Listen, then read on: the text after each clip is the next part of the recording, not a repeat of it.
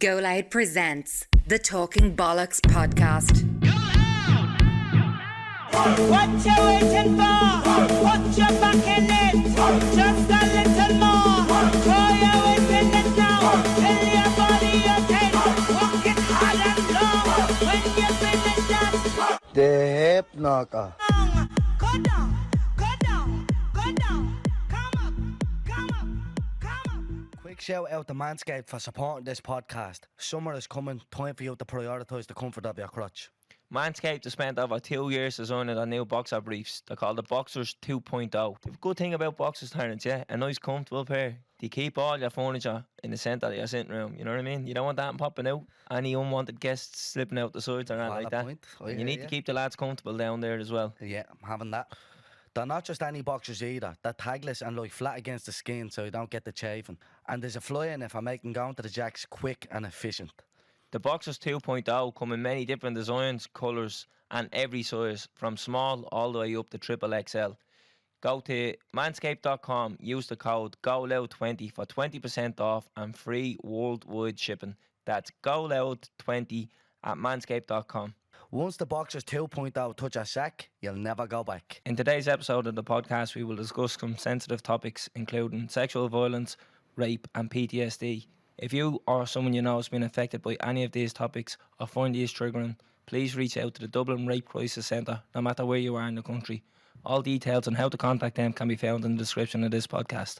Boom, episode 83 of the Yep. Talking Bollocks podcast, brought to you by Go Loud. It's me, Terry Flower, It's me, CLB. and this week we're joined by Sarah Grace. Sarah. How's things? How are you? Good, how are you guys? All All good, Sarah, Sarah, all busy. good. Some weather out there. I know, it's roasting, isn't it? Yeah. Scalded going. Yeah. And I probably won't look around this. When I look back on the videos this week, they'll be wax white. This Yeah. they'll be scalded. You rang me yesterday, you look like a squishy. Yeah, proper. He was like red and white. You can't even see me. You knees guys got aren't burned. sunburnt or anything. You escaped that one. Yeah. Yeah, look. Terry gets really sunburned. Terrence gets sunburned if he sleeps with the lights on. Like, you know what I Oh. mean? Oh, So- it's a With the joke. fireworks, you're like, Yeah. damn oh, it. yeah. Factor 50 and then out over the lights and all. It's our hand, boys. Anyways, we're gonna jump straight into Zinger, Sarah. Yeah. Yes, Do you know what a Zinger is? Yeah. yes. I Yeah. have listened to episodes. I have one ready. I don't know if you've had it before. But we'll take her anyway. It's hilarious though. Give me 2 seconds. We'll go for the results from last week, and then we'll take your Zinger off you. Yeah. So, would you rather this one the deep ones? Yeah. Yeah. Would you rather feel your emotions through your life or not feel them at all? Oh God, feel them. Yeah. But I think loads of people didn't really think, and they're just like, "Oh, I'm not feeling them," and then you're like you wouldn't You're look. just your numb. kids. You don't feel 24/7. happiness or feel anything. Like, anything. yeah. Like you're not alive.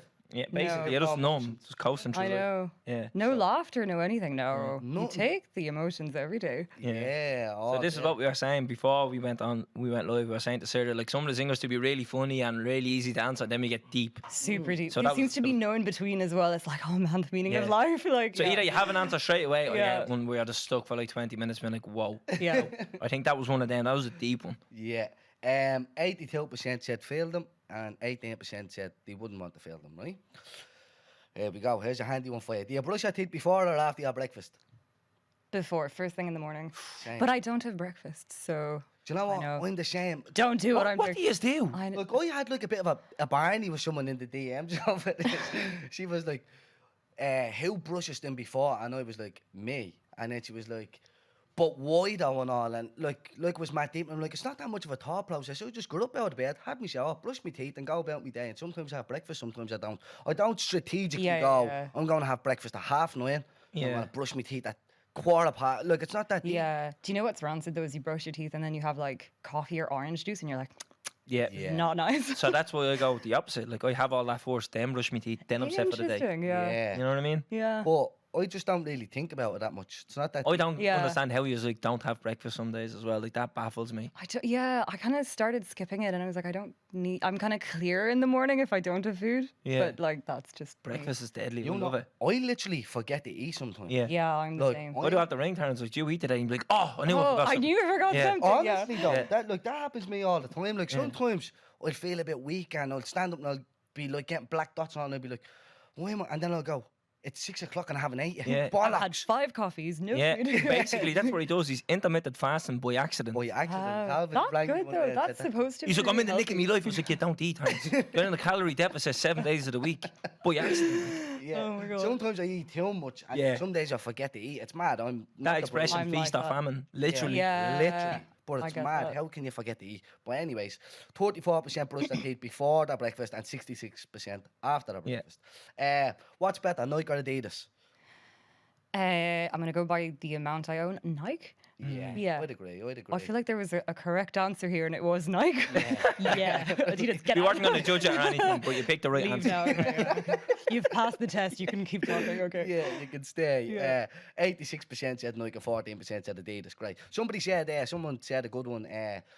If you're talking about football boots, Adidas are better. Ah, definitely. Yeah, You'd the agree with Predators. that, wouldn't Yeah, you? definitely. But other than that, we're talking the whole lot. So that's that.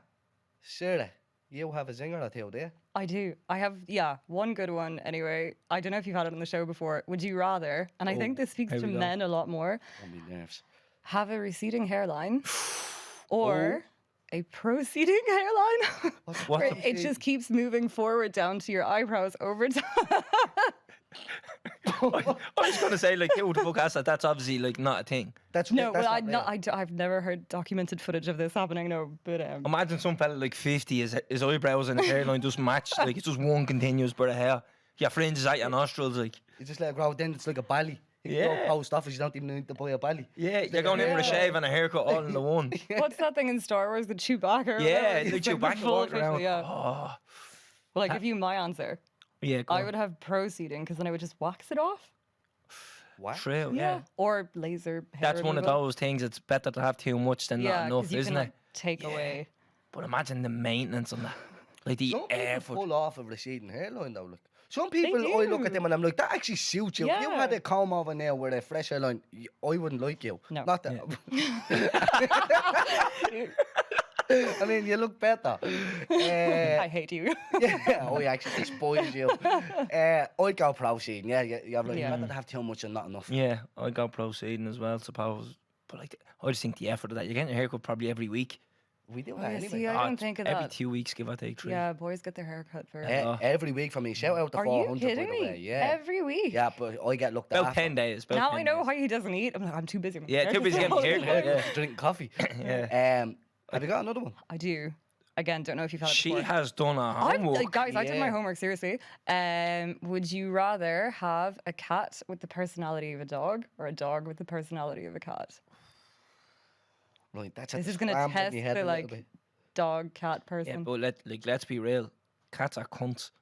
So would you rather have like a big animal like a dog that's like, it doesn't want that to do with you?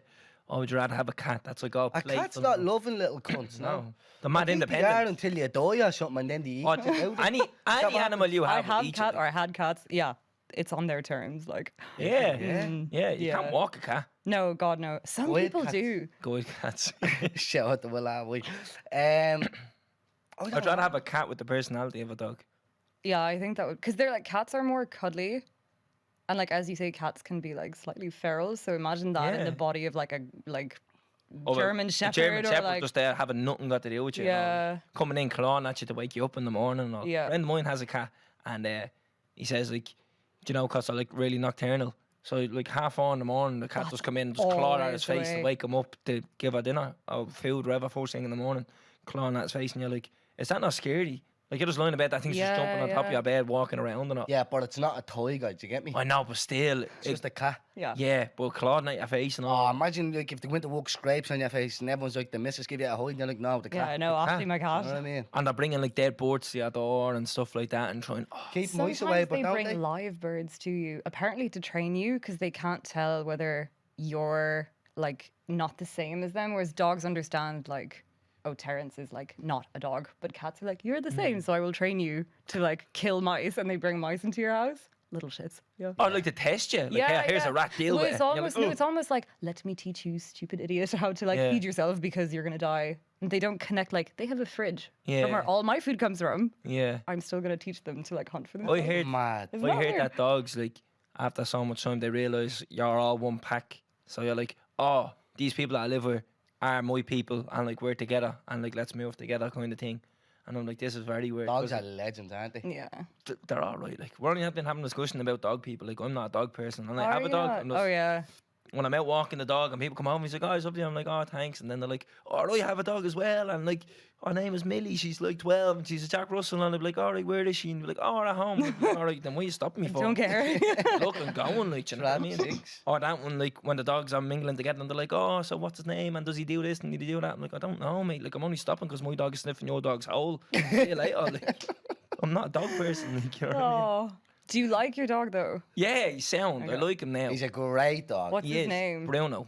Oh, Bruno the would you Beagle, stop yeah. my heart? Yeah, He called him Bruno for Bruno Fernandes that plays for Manchester United, though. rightly so. But because it was thunder and I'm lightning sure today, he's honoured. yeah, because it was thunder and lightning today, obviously he doesn't know what thunder is, and the missus sent me a video of him. So he was lying in his bed, and then the thunder went off, and he got up and he just legged her out into the hall and just sat in the hall because there's no windows in the hall, obviously. So he just sat there and he was like, "This is the safest place to be." What's this going on now? But no, I like him now. Yeah. Do you know what I mean? It was He at grew on the you. start. It was tough because you're Yeah. like teaching him not to shit on the floor, teaching him not to be chewing on the skirting boards. Oh, you got him when he was a puppy. Yeah, all like, that we have him training from the is- start. yeah. Like, but now he's good and he growls when there's people at the door and all. I'm like, yes, that's good. I was like, yeah, Yeah. good boy. Like, you know what I mean? You want him to be like protective Yeah. enough that like something happened and he barked, you know, something's wrong. Yeah. You know what I mean? Yeah, You he ever see, wouldn't bite you though. The no, he wouldn't bite you, but you don't need a dog to bite people. No, You just need be him to alert you to threat. the danger. Yeah. You ever see like some people's dogs are stupid, like a pigeon that fly by and they're like, wah, wah, wah, wah, Yeah, like, yeah. oh, it's just a pigeon. So the next time you hear them bark and it's like someone could be like literally taking your bike out of the garden Yeah. and oh, it's just a pigeon. No, your push Yeah, bike is gone now. yeah. So, yeah. Anyways, where? How did we get there? Would you rather have a cat with a dog's personality or a Right. dog with a cat personality? I'd have a cat with a dog's person. Yeah, I think I would too, 100%. yeah. Yeah. Yeah. Have you got a cat or a dog? So we had loads of cats. We had 3 in total. All passed away. Do you ever have a But, dog? No, love dogs. Like love dogs. I just think cats are kind of easier to mind because you can just like f off and Yeah, like they're the cat will. independent, Yeah, they do their own thing. But they're little shits, so they will go to the neighbor and be like, "I'm homeless, feed me." Yeah. And so then you have no more cat, and then all of a sudden you're like, "Why does my neighbor have my cat on their sofa?" Oh, they won't come back, like. Yeah, no, they would, but like they disappear for days or like for hours, and you're like, "All right, gratitude." That's mad. Isn't Yeah. It? They're mad independent. Yeah, they don't care. Like we have a neighbor where my parents live. Their cat has adopted us, so he just refuses to go He home. adopted you. He adopted us. Yeah, that's how it works with cats. Yeah. Like, they own you. And he just like turned up at our door one day and was just meowing his head off for hours under the rain, under the snow. So we eventually let him in. Never fed him. And then one day he turned up with a cut. So we were like, okay, we'll take him to the vet, get this like seen to. And then we'll check because he must have a tag or something. And sure enough, he lives like 2 doors down. So we turn up with this cat. The lady opens the door and she's like, "That's my cat." And I was like, "I know, he keeps coming to our house." And she's like, "To be honest, I've got 4 and he hates them. So he wants to be the center of attention." So he just decided to fuck off and adopt us instead. What a legend. And that's like so much personality and intelligence going on in this thing that's living in your house. Like, he should be paying rent. Yeah, 100%. If they're that Doing much maintenance, chores, they should be washing paying rent. dishes. They Yeah. need to earn that keep. Yeah. That's too much for me. No, you're right. Just got a goldfish, like, you know what I mean? A few sprinkles of food, boom, don't worry about them. Yeah. Done. But yeah, Have you got a singer? yeah, I do. So do I. Right. Go on. And I don't know if we've done it Is yours before. deep? No, and Oh, that's it's why I not. think we must have done it before because it's so simple. When you go to the chipper, is it a battered sausage or a sausage and batter? Batter sausage. Battered sausage, I would say. Yeah. Yeah. It's Yeah. Never heard the other one. A sausage and batter? I've heard it If before. I've never anybody heard it. out there says a sausage and batter, You are never wrong. listen to another episode. What done with us?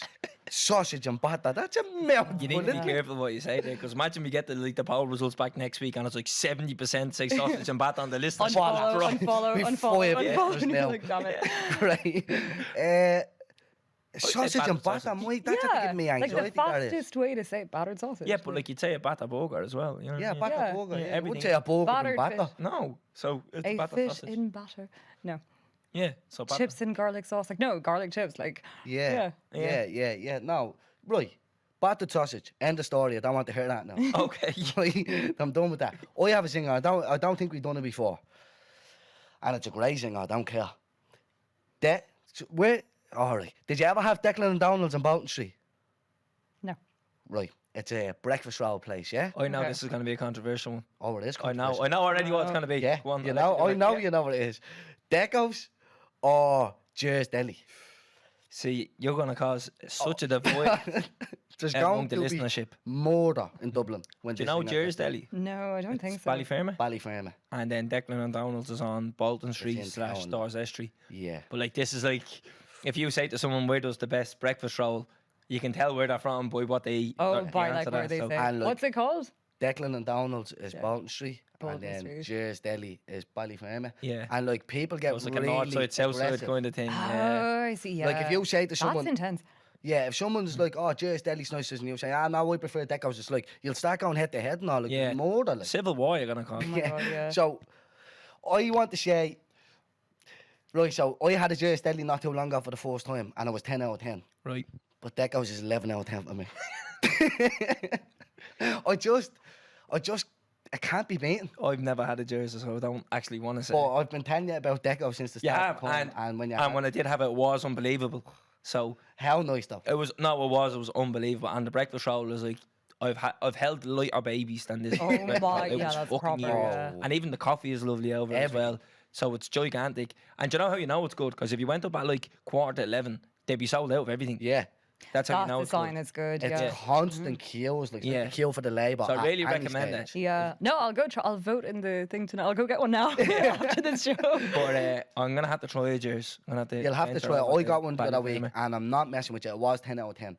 But Decos will just never be beaten in my eyes. I've never heard someone say they're not good though. I've never heard someone talk about Jersey and be like, oh, it's alright. They've always said it's brilliant. Always and the same about And vice Decos as well. versa. Yeah, so that's the zinger. There's going to be murder. Yeah, look, everyone direct their hate towards Sarens this week. So don't take the bollocks down. Decos are Jersey. Yeah, moving on swiftly. Right. Suggestions, Calvin. Suggestions. What did I want to talk about this week? Don't know, you said something to me a minute I want to ago, give a didn't shout out to actually me two good mates, James and Emily. They got married the weekend. Kicking off me big run of weddings. I've 7 weddings now. This was number 1. It was actually number 2. I didn't get invited to the first one. The missus was at it. But that's where I got me zinger. I was headlocked by numerous amount of people over the weekend. Come here. It was very quiet in the ceremony. It was very quiet in the meal. Once the dessert was on the table, it was like everyone was on my ear then. Have a zinger for you, have a zinger. And that's where I got. you? Told you, it's hard work. I was only saying beforehand, like, I was at a funeral a few months ago. There's people down the back of the church going, do you rather get buried or cremated? Oh, God. Do you like King or Take? I'm saying, lads, for fuck's Would you sake, relax? Like, some read poor the room. fella in a box up there. Oh my God. We're actually buried or cremated. Like, will You should chill out? carry on like a diary, and every time they come near you, like just write it in the diary. Leave me alone. Don't Well, like that's throw what it I away. was. I was No, like, well, yeah. Message me on Instagram. Yeah. First Mess- message. yeah, sorry. And, Message do you know on what else? Instagram. You were like, message you. I was like, message the podcast. Mate. Yeah. Message podcast. Yeah. Don't message. Message Terence. He really wants Yeah, to. hear you. yeah. It's hard work though. Everywhere you go, Yeah, it's like, I'd say King so, or Take yeah. though. You're like, mate, fuck off. Yeah. Just send them to the page. Yeah. Send them Yeah, to the yeah, page. yeah. 'Cause I'll forget it. Genuinely, I will forget it. Yeah. So say it then. But I want to give a shout out to them anyways. It was a beautiful ceremony. They literally only planned the wedding about 20 minutes ago. Like one day, wrote into the group, like on a Monday, oh lads, I might be getting married. And then like Tuesday, it was like, here's the date, here's the time. I was like, hang on, that's a big jump in Wait 24 a hours. minute. Might beat it. Definitely am. Here's the date. Like, Yeah. But they had he said he was having a small wedding as well. It was 170 people at it. I was like, that's not a small Jesus wedding. Christ! How do they find a venue that fast? Don't know, but they pulled it out of the bag because I want to give a shout out. They had a fella playing guitar while the ceremony was going on. So like in the build up to it, then the bride came down and then he played more songs when they were signing the register and all that. Ah. And he was singing Jason Mraz, I'm Yours. Right, and I was deadly. I got emotional and all. Yeah. I sit down and turned around to me missus like, this is tough, like a funeral. I was like, this is tough. I'm crying.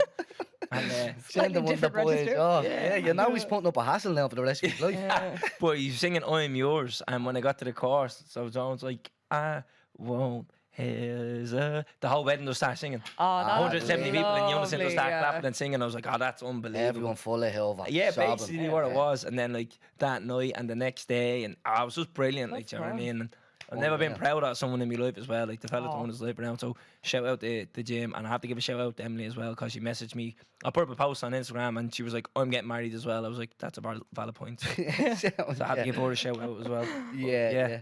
So, Leo, the that's wedding. all I'm on- That's all you have to talk about. Yeah, I felt like I had something else to say, but I forget now. Coming into it. Yeah, I forget now. Yeah, no, that sound. I think we're at the waffling on anyways, didn't we? Yeah, I blame Sarah. Like Sarah, Yeah. you actually come in with about 4 singers, so like usually Yeah. guests come in and be like, "Oh, I don't know," but like you I actually did my don't know. homework. Yeah. So like, Yeah, and our heads were scrambled. and like she a brought cat. cakes in as well. Ah, shout out for the cakes. Oh, Yeah, that's you'll have to like eat them splendid, first. yeah? But yeah. I was yeah. going to read it out. Oh, from I was gonna Latin. Yeah. read it. I thought it Well done. That was the test. Well done. You Don't read passed. Yeah, so they're cakes in anyways, yeah. Calisons, they're called, yeah. Calisons. All right, did I get that right? They're calisson. Yeah. Yeah. Yeah, Say they're that. lovely. Calisson. Je m'appelle? Je m'appelle. Bonjour. Right. Kelly Thanks song. very much for the cakes. You're though. so welcome. Love them. So we'll test them out with a cup of tea afterwards Yeah, and no whatever. problem. But for now, we're gonna jump into yourself and every guest back to the start. Yeah. So if you want to tell us where you're from, what life is like growing up, and If I put my feet up, I'd be like, yeah, it all started when. So where I'm from, you'd never tell from the accent. My mom's French, so half French, half Irish. My dad's from Dublin, bounced around a bit. We would have grown up mainly in France and kind of then moved to Japan. So that's where you got the Calisson from. That's where I got the Calisson from. So Yeah, yeah. Sorry, put there's them a two there's a together. link here. I'm threading it through. But so yeah, like did like a stint in Japan. So my sister and I are what my dad affectionately calls mongrels because we kind of grew up all over the place. And he's like, so yeah, like different, like just very used to different cultures and stuff. And we'd come to Ireland for like the summer holidays and we were like, this is fucking freezing. Yeah. And they were like, it's a heat wave, 14 degrees. And we were like, T-shirts "Grr," on, yeah. shorts on. So I was very happy with this heat wave for the record. But yeah, I guess grew up mainly in France and then 5 years in Japan, came back to France when I was in high school, middle school, high school. You guys have secondary school, yeah. I'm going to get caught out on words so much. That's the only way you can tell. Like there was a time where I remember not being able to speak English. Like I didn't understand the language. And now, like I didn't have this accent when I moved here 6 years ago. It came on like within a year. So I know it's weird. That's mad. Isn't it weird? Because like I thought when you said like you bounce around, I thought like yeah, you got to Ireland when you were like 11. Yeah, no. So got here in Proper in secondary school. only here 2016. 20 minutes. Yeah. I know, but nobody could understand me. So I just like I didn't do it on purpose. Like they say it's called having a musical ear. I can't sing to save my life. So Give her a bash there, go on. No, there- don't do that to the woman, for fuck's yeah, sake. yeah. I'm leaving. But no, moved here in 2016, and then like during COVID went home. So been here really 5 years. Yeah. But when you say went home, Weird. you went to France. To France, sorry. Yeah, Yeah. yes, that's where my family lives. Where in France? Near Paris. I don't know if you know Versailles. You know the big I castle. know where it is. I've been there. The West Wing, that's where we live. No, I'm Yeah. joking. So we live in like a tiny village, like outside of Versailles. So it's just gorgeous. Like it's the countryside. Yeah. Like very green. People are much nicer than the Parisians. I heard Paris is a kip. Yes, I have to think carefully now because I have many of my friends are from Paris. I love you, but they can be assholes. It's you just have to give them a little pep talk. Like if I were to introduce my French friends to you guys, like any guys, I just have to give them a little pep talk of like, be nice. Yeah. None of this like scanner look like up and down, like judging people. We're having none of that. Irish people are lovely, and then they are actually the sweetest. It's just like these mannerisms they Yeah. learn, and they're like very judgy and stuff. So I couldn't get out of there fast enough because when we grew up in Japan, it was like super international. Like it was an American school, loads of different cultures, and like very like that Anglo-Saxon, like, you know, English, Irish, American kind of culture, which is very different to France, Spain, Italy. Yeah. So when we went back to France, I like hated it. I was like, what is this savagery, carnage? Like I hate it. So I'm much happier there now, obviously. But Obviously, the food is better though. oh, the food's great. Yeah. Although food in Japan was pretty good. Even as a child, we were like, they're onto something. This is good. Yeah. But yeah, kind of bizarre. So then I did university in London, which was also like super international. So I never really had like, I'm so jealous of people who have the roots, you know, and they just like, they know they come from somewhere, like their families always lived here, the friends are here. Like I'm very envious of that because we can bounce around and Yeah. adapt anywhere, but you're like, there's nowhere. You know that you hang your hat and say that's home. Yeah, exactly. So like to me, if you ask me where's home, it's like where my parents are. So if they were to move to Spain tomorrow, I'd be like, right, home. that's home. Yeah. Yeah. Have you got family here? I do, yeah. Like So I've from got like Ireland, uncles and aunts and like a whole bunch of cousins. My dad is like the youngest of 5, like by far. There was like a big gap, and then we Yeah. were like, oh shit! And then my dad came along. So my cousins are all much older, but they're so lovely. Yeah. But they're scattered all over the place, you know. So they're like in Kilkenny and like Galway and just Drogheda and all over the place. So don't get to see them as much as I'd like to. Yeah. Yeah.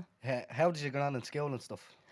Good. Like, I kind of was absolutely crap at math and science and all of those things. Like, I was much more in the creative kind of English side of Yeah. things. So, like, you know, when you come More to like artistic kind of. yeah, so when it came to like choosing a career, they were like, please, for the love of God, nothing that requires math because you will not get through. So it's like architecture, no, medicine, no. And I was like, fine. But then I used to like, I'd love to argue with people. I won't put you guys through, but I used to love a good argument, like a good, you know, not like a, we're getting in a fight, like a good argument, like a zinger, like, you know, you're like thinking it through. So they kept being like, you'll be a lawyer someday. And sure enough, that's where I headed to for my sins. A lawyer. Yeah. Solicitor. Yeah. Get out. There's the door. No, Leave. like we said, we have a few mixers here after this. Yeah. We'll keep her around. I charge by the hour, yeah. But yeah, that's kind of the weird. It's kind of a weird. Like when I tell the story, I'm always like, I bounced around a lot. There's no real like thread to this story. It's just like a mess. But like, you know, made friends every time because we moved a lot. Like even within Japan, we did Tokyo, Osaka. In France, we did Lyon, Paris. So like every few years was kind of moving and making new friends. And then when we came back, and I did my whole secondary school then in one place, so that was a bit more stable. Yeah.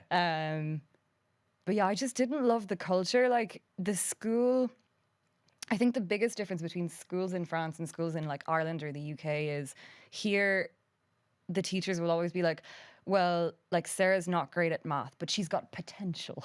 Maybe we can work with this. And, you know, they're always trying to like, I don't know if they're correcting homework or something. They'll like start from 0 and add points to whatever you have. In France, it's the other way around. So they start from like 20 because it's out of 20 and they're like -1, -1, -1. So you very quickly get to like 0 or like way under the like 10. Yeah. So yeah, just that whole culture didn't like sit right with me. And I was like, I'm not into this. So then moved to London and fell in love with the place because everybody was so different. And it was like, we don't care where you come from. We don't like in France, I would have been like the weird kid that grew up in Japan. But then in London, everyone's person, just basically, yeah. mental. So it was like, be whatever. And you settled here in what, 2016? Since 2016, yeah. So I moved here, like I traveled a bit after university and then came here for a job. And like being really candid, like when I moved here, I was dragging my heels. Like I didn't want to be here. I had family, but I wasn't close to them. And my whole life was in London and France. I didn't really know people here. There was kind of just nothing was selling it to me. And it was a bit of a culture shock because, you know, like here, I tell people I'm French and they're like, oh, you're so exotic. And I'm like, really? Like, that's like very close. But like very quickly, like fell in love with the Irish people. And just now I'm really happy here and I wouldn't trade it for the world. But it took a while to get there, if that makes sense. Yeah. Understandably, though. Yeah. Fairness of bleeding pandemic as well in the middle of it all. That was it too. And then, you know, even like my mates make fun of me because I still get caught out. I'll be like, you know, what's a gaff? Like, you know, I don't have all the culture stuff or like, you know, the breakfast rolls or whatever. Like I only recently, not recently, within the last like 3 years discovered what a chicken fillet roll was because I just didn't have that as a basis. And so then that was the first day of the rest of your life. yeah, well, actually, wait till you hear this.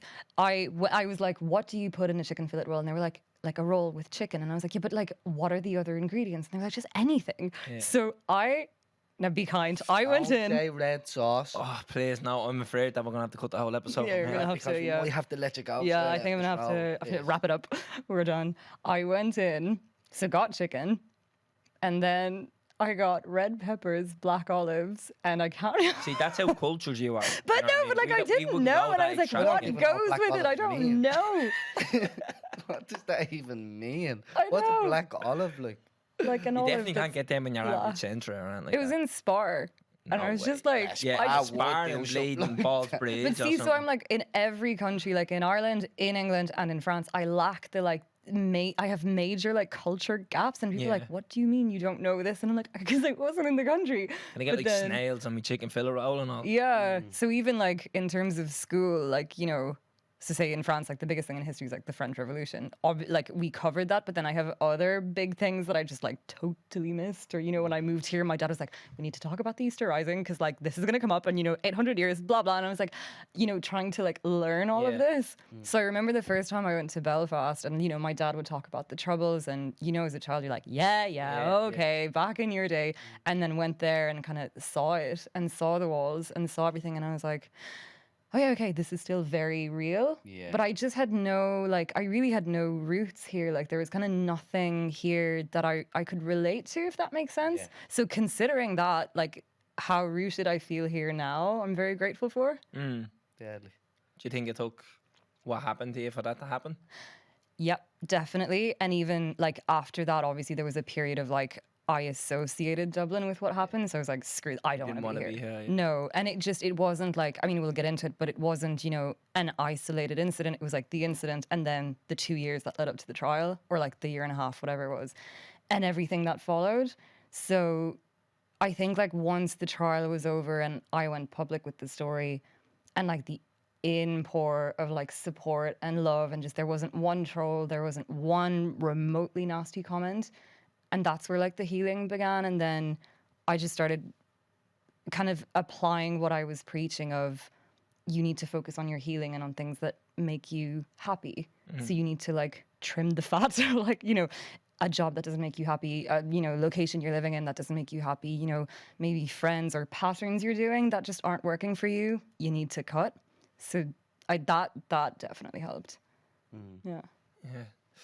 So I think we're sort of painting around the bush a little I know. bit because it's hard to get into a serious topic like It's that. not an easy topic to you know, start. so I think the two of us Yeah, here in yeah, were a bit yeah. like, oh, Yeah, but well, let's just be mature about it, yeah. yeah, like this is Yeah. this is obviously a tough one to talk about, definitely for you. And And if you don't mind me saying, like, I'm in awe and really impressed that you guys are approaching this topic. And I think it's so important for men to approach this topic. And I have so much more respect for the fact that you're not going in like, cool as a cucumber, we've got this. Because it is an awkward topic. Like, even I'm so comfortable talking about it. But if somebody doesn't know, that's where I'm like, how do you bring up like, oh, and by the way, this thing happened to me. So like, I'm really looking forward to this conversation because I think we're just exploring, and that's what you're passing on to your audience is like, this isn't an easy topic, so let's just try to like talk about it. And you know, yeah, it's gonna get awkward in places, and that's okay. I don't know if normalise is the word for it, but like,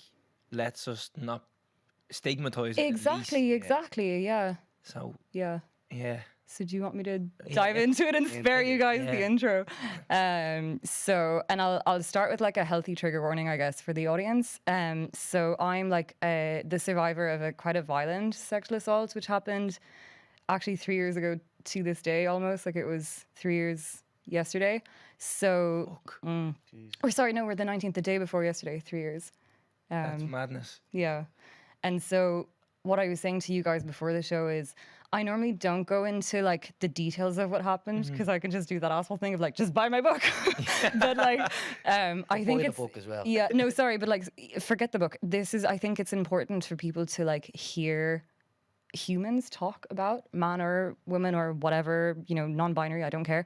Like, it's important for us to kind of talk about it. And I think maybe your audience would be very different to the audiences I've talked to before. You know, like sometimes I'm talking and I feel like I'm talking to like an audience of like 90% women and I feel like I'm preaching to the choir. So if there are actually men or women, because, you know, both can be survivors, just a maybe trigger warning, like if you want to skip ahead because it can get quite violent, but I'll go gently. So what happened was, getting a bit nervous now. 3 years ago, I lived in a flat on the ground floor. It was 3 years ago, so we had a heat wave. It was July, very, very hot. And I had come home from a weekend, like a long weekend in Galway. So like, you know, when you come back to your flat and it's really stuffy, you can't breathe, you're like, oh my God. So I had actually gone straight into work. And then I got home that evening and I was like, Jesus Christ, because it was so humid as well.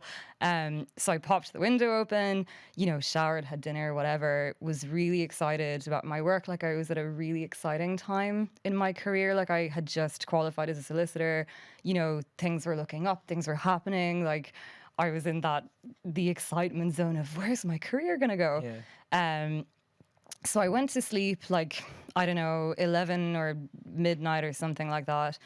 And then I'm normally like a super light sleeper, but for some reason that night, that fateful night, I wasn't.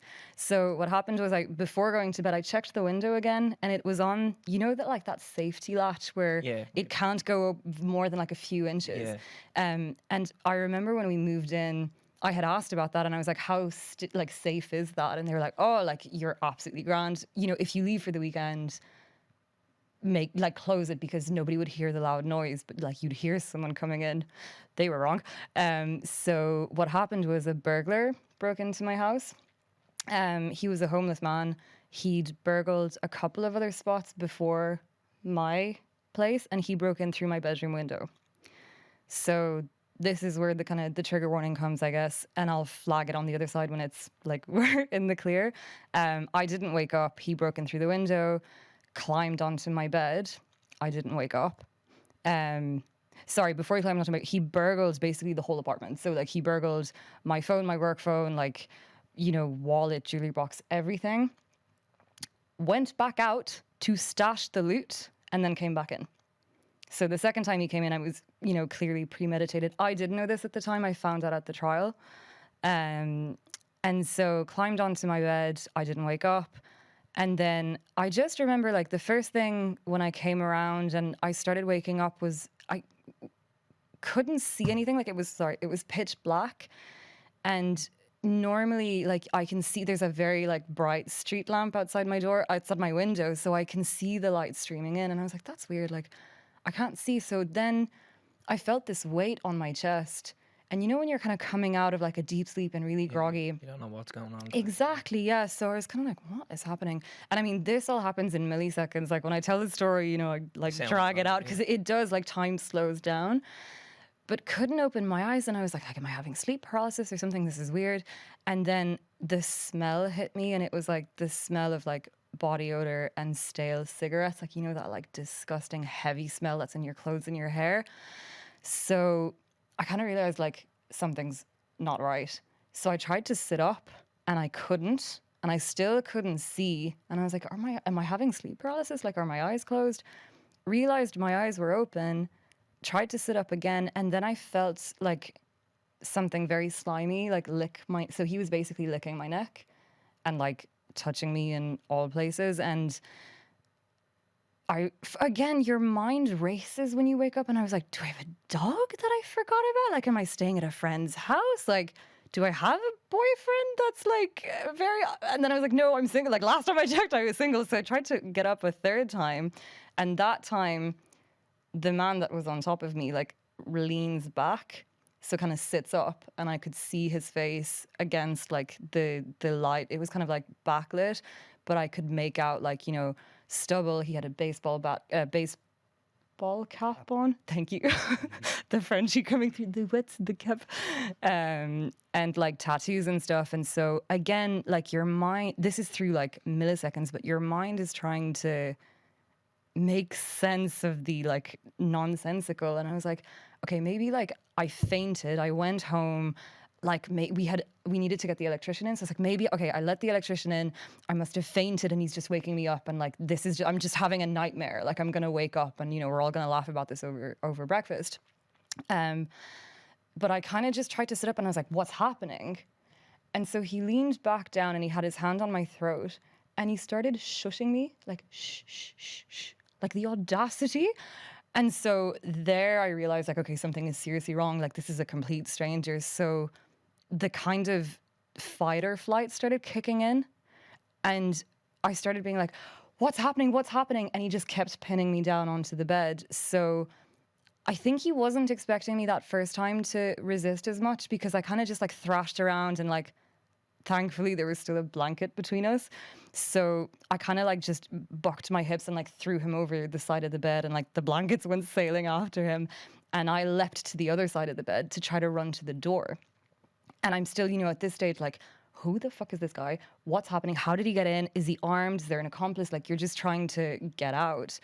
And so before I could make it to my door, he had like sprung back onto his feet and chased me it was like, so it was like a bedroom, and then there was like a wee like little corridor where all the cupboards were, and there was my bedroom door. So before I can hit the door, he grabs me from behind. I can't actually remember if it was like my hair or my hips or whatever, but anyway, grabs me and throws me on the floor. So that's where like the very violent fight started to happen. So I landed face down.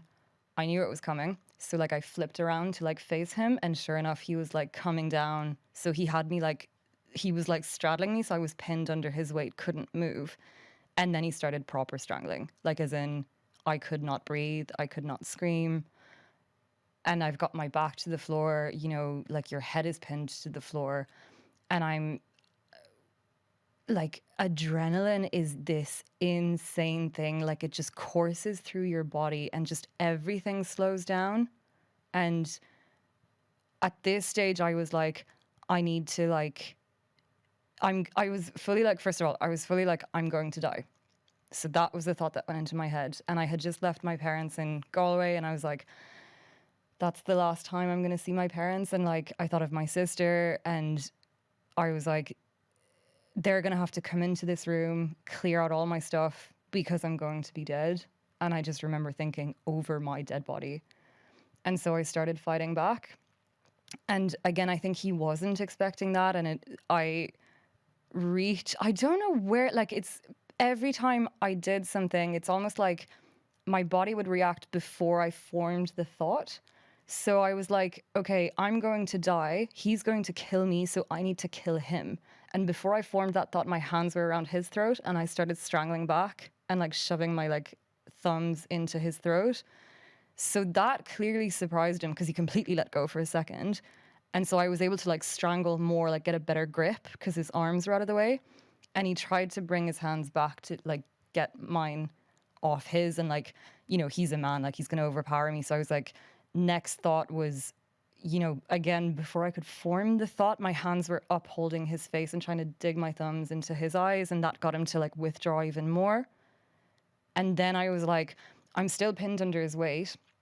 And I was like, I need to like immobilize him, like punch him in the stomach or something. But sure, you're pinned to the ground. So like you've got no room to take the punch or anything. And like, I'm a yoga teacher. I don't normally fight people, but it's like, it's this animalistic need to stay alive that just sets into your body. And so I was like, right, I can't take a punch. Next, you know, vulnerable point, I've done the eyes, I've done the throat, was his crotch.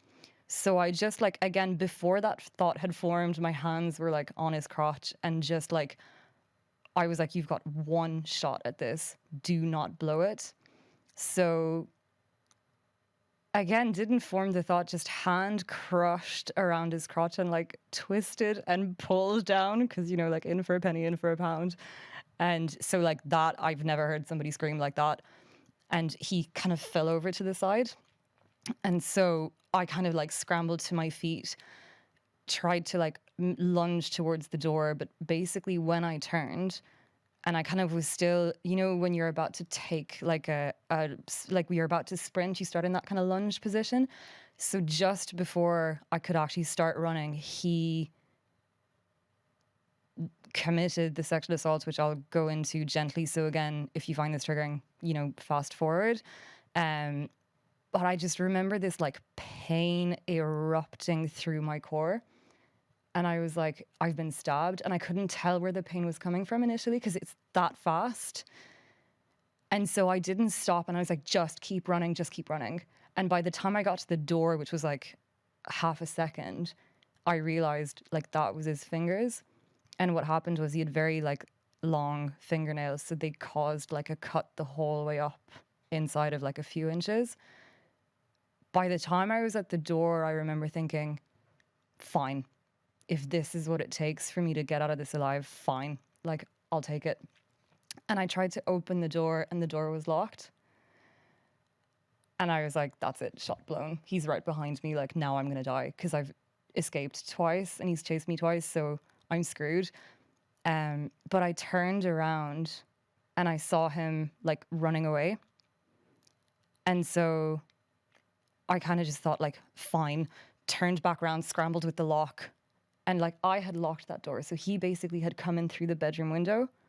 I put those two together afterwards. But I ran outside. Oh, sorry. This is what PTSD does to your brain. I haven't told this story in a while. When we were on the floor and I was being strangled, I was like trying to scream at the top of my lungs. So he put his hand like over my mouth. So he had like the skin between the thumb and the index finger like above my upper lip. So I couldn't breathe. Even it was like hard to breathe through the nose. And again, like that animalistic need to stay alive just kicked in. And I bit off like a piece of the skin. And I just remember like my teeth coming into contact, taste of metal, ripped it out, spat it out. And like that proved like critical to identifying him later on. So sorry, then back to, I got to the door, ran outside, basically raised the alarm with my two other flatmates, so who had heard the screams, but they live on the other side of the apartment, and it all happened so fast that I saw like one of their lights flick on. Like this was 3 a.m. So again, you know, groggy, like what the hell is happening here? And so I ran into one of my flatmates' rooms, and then we tried to slam the door shut, and there was like resistance in the door. And I was like, fuck, again, that's it. He's coming after us. We're dead. And then we looked down, and there was a few funny moments through this, which is weird, like when I talk about it, but even in the book, I thread this through. Her blanket had gotten caught in the door. So, you know, we were like, you know, that Jurassic Park scene where they're like shouldering the door against those dinosaurs. We were like, get him the fuck out. And then we looked down, and we were like, get the move, that thing, move. And then like slammed the door. And so we had like a moment where we were like, okay, what do we do? Like, does he have an accomplice? Does he have a gun? Is he coming back? He can easily break this door down, like we'd locked it. So like she threw me a coat. I like grabbed a coat for herself, and we jumped out her window into this little courtyard.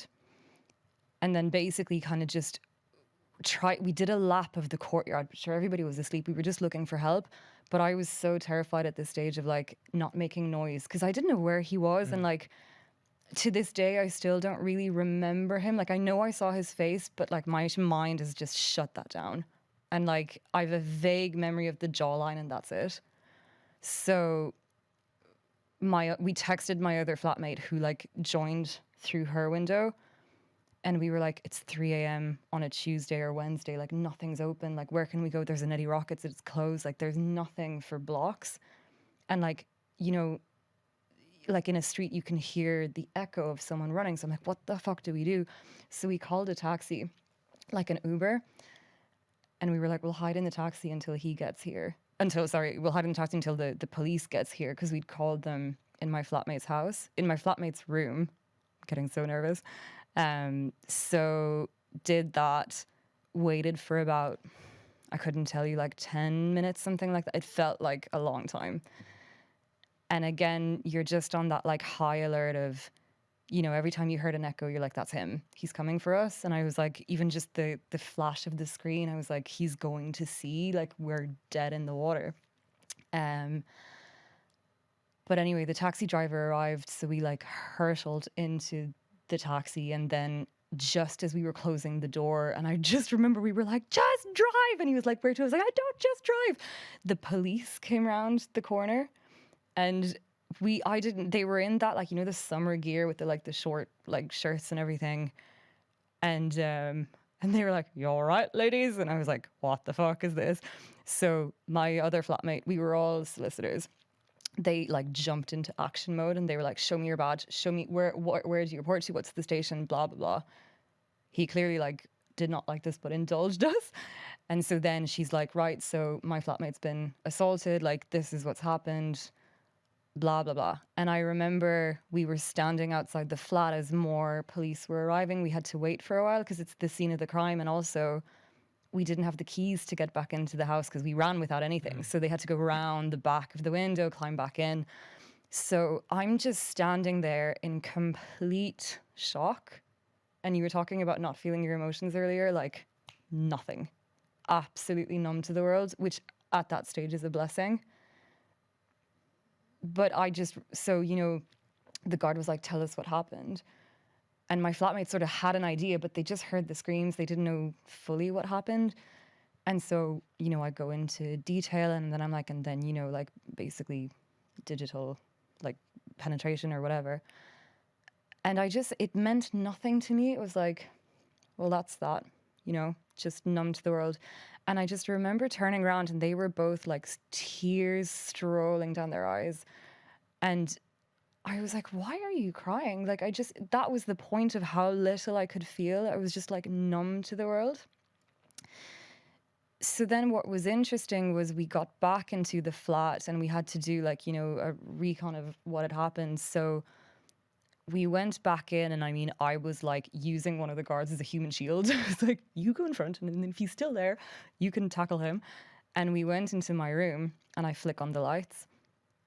And I was like, I must have dreamt this. This can't have happened. Like, this does not happen. And there was the baseball cap on the floor. And then like, lamps had been knocked over, like bed sheets thrown all over the place. And there was the blood spatter of the hand on the wall. And I was like, this happened. Like, I didn't dream it. So anyway, we start like, more and more guards arriving, because what had happened was they were the initial team that was called for the other burglaries. But then we called them about an assault. There must have been like 3 teams there. I mean, the place was like full of guards. And they were kind of, all over the place. We were in shock. I couldn't keep track of what was happening. But we're kind of sitting there. And so there were 2 things that I think is super important for the audience as well, because this, heaven forbid this ever happens to you.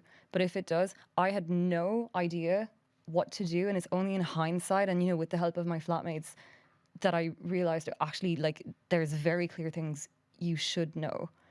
So one of them was, they say, oh, listen, you've been through enough tonight, like it's 4 a.m. or whatever. We'll just take your name, your details, and your occupation, and then you'll come in for the statement tomorrow. Now, that one I pushed back on hard, because I remember like having studied criminal law, and they're like, whatever you do, always, always, always get your statement in before you go to sleep, because sleep like fucks with your memory. And then you can always do a follow-up statement later. Like you can do 3, 4, 10. Like the more stuff you remember, just keep coming back for more. So I was like, no, like, also, sorry, there's no way I'm going to sleep now. So like, let's get this done. So that's like a big one to remember. The other one is I kind of, again, had no idea what to do. And in the book I talk, like there's a whole chapter on this. I talk about if somebody catches fire, we all know stop, drop and roll.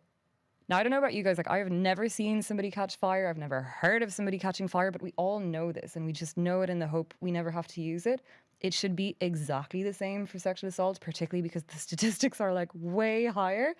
And it's not just for, the court case, if there is one, it's for like the police to catch the guy. It's for your own healing. It's for, if you feel like you froze or you fawned instead of fighting or fleeing, you get that sense of power back of I'm doing stuff right now to like, help my healing and get justice for myself, which is so empowering. And that like those few hours after the attack, and like I had no idea about this at the time, but with hindsight's a beautiful thing.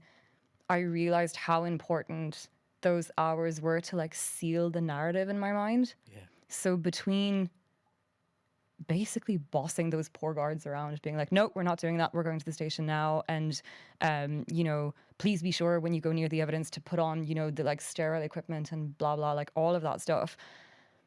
You kind of start taking your power back bit by bit. And that is like fundamental to your healing. So the other thing that they meant really well, in fairness to them, like they were a lovely team. They were way out of their depth because they had been called for a burglary. They had no training in like sexual assault, which is insane. Insane. That should be like your 101. Yeah. Everybody's going to go through some form of it, and you just want to be like, feel prepared. Like that blows my mind. Like police are called when there's a crime. When you need help, yeah. When you need help. And like, I've heard countless survivors have shared their stories with me, and, we're called hysterical or we're told wrong things or whatever by, guards that weren't doing a good job. Mine, God love them, were, but they like, there were a few things where you were like, that could have really tanked the trial. So one of the things they said was, I went up to one of them. I couldn't find the chief guy, like he'd gone somewhere. So I went to one of the juniors and I was like, look, like I've been sexually assaulted here. Like, you know, I'm not injured or anything, but I feel like I should go to hospital. Like, what do I do? And so he was kind of like, first of all, so clueless. And he was kind of like horrified that I had asked the question because he was, you know, he's uncomfortable. And I get it. Like, it is a difficult thing. And like, it's not his fault. He should get the training. But so then there was this whole like fucking hassle, like calling people over to be like, she was sexually assaulted, by the way. And you're like, thanks, now the whole neighbors know, that's great. But so one of the more senior guys came over and he meant so well, but he kind of almost like patted me on the shoulder and he was like, look, if you go to hospital, they're going to do a full medical examination. It's going to be very invasive, so I wouldn't recommend it. If I had listened to him, that creature who did that to me would have walked and attacked countless others because he had like some track record of like priors. But I kind of, again, was in so much shock that if I had been on my own, I'd have been like, okay, you know, like you just don't question these things. They're a figure of authority, and like they're the professional in that situation. Exactly, like they should be, and again, they should have the training of like, absolutely, we are going to take you to SATU immediately, and they should have told me, and I, you know, talk through this in the book, like, if this happens to you, heaven forbid, or to one of your friends, do not shower, do not brush your teeth. Avoid going to the bathroom if you can. Do not eat food. Do not change your clothes. Do not apply anything to your body because you're trying to preserve evidence. So when we got to the hospital then, I couldn't believe the amount of stuff they were collecting. So they took all the clothes that I was wearing at the time off me because there'd be like, you know, traces DNA, of him, DNA. They combed my hair. Like they got combings of my hair because there'd be DNA.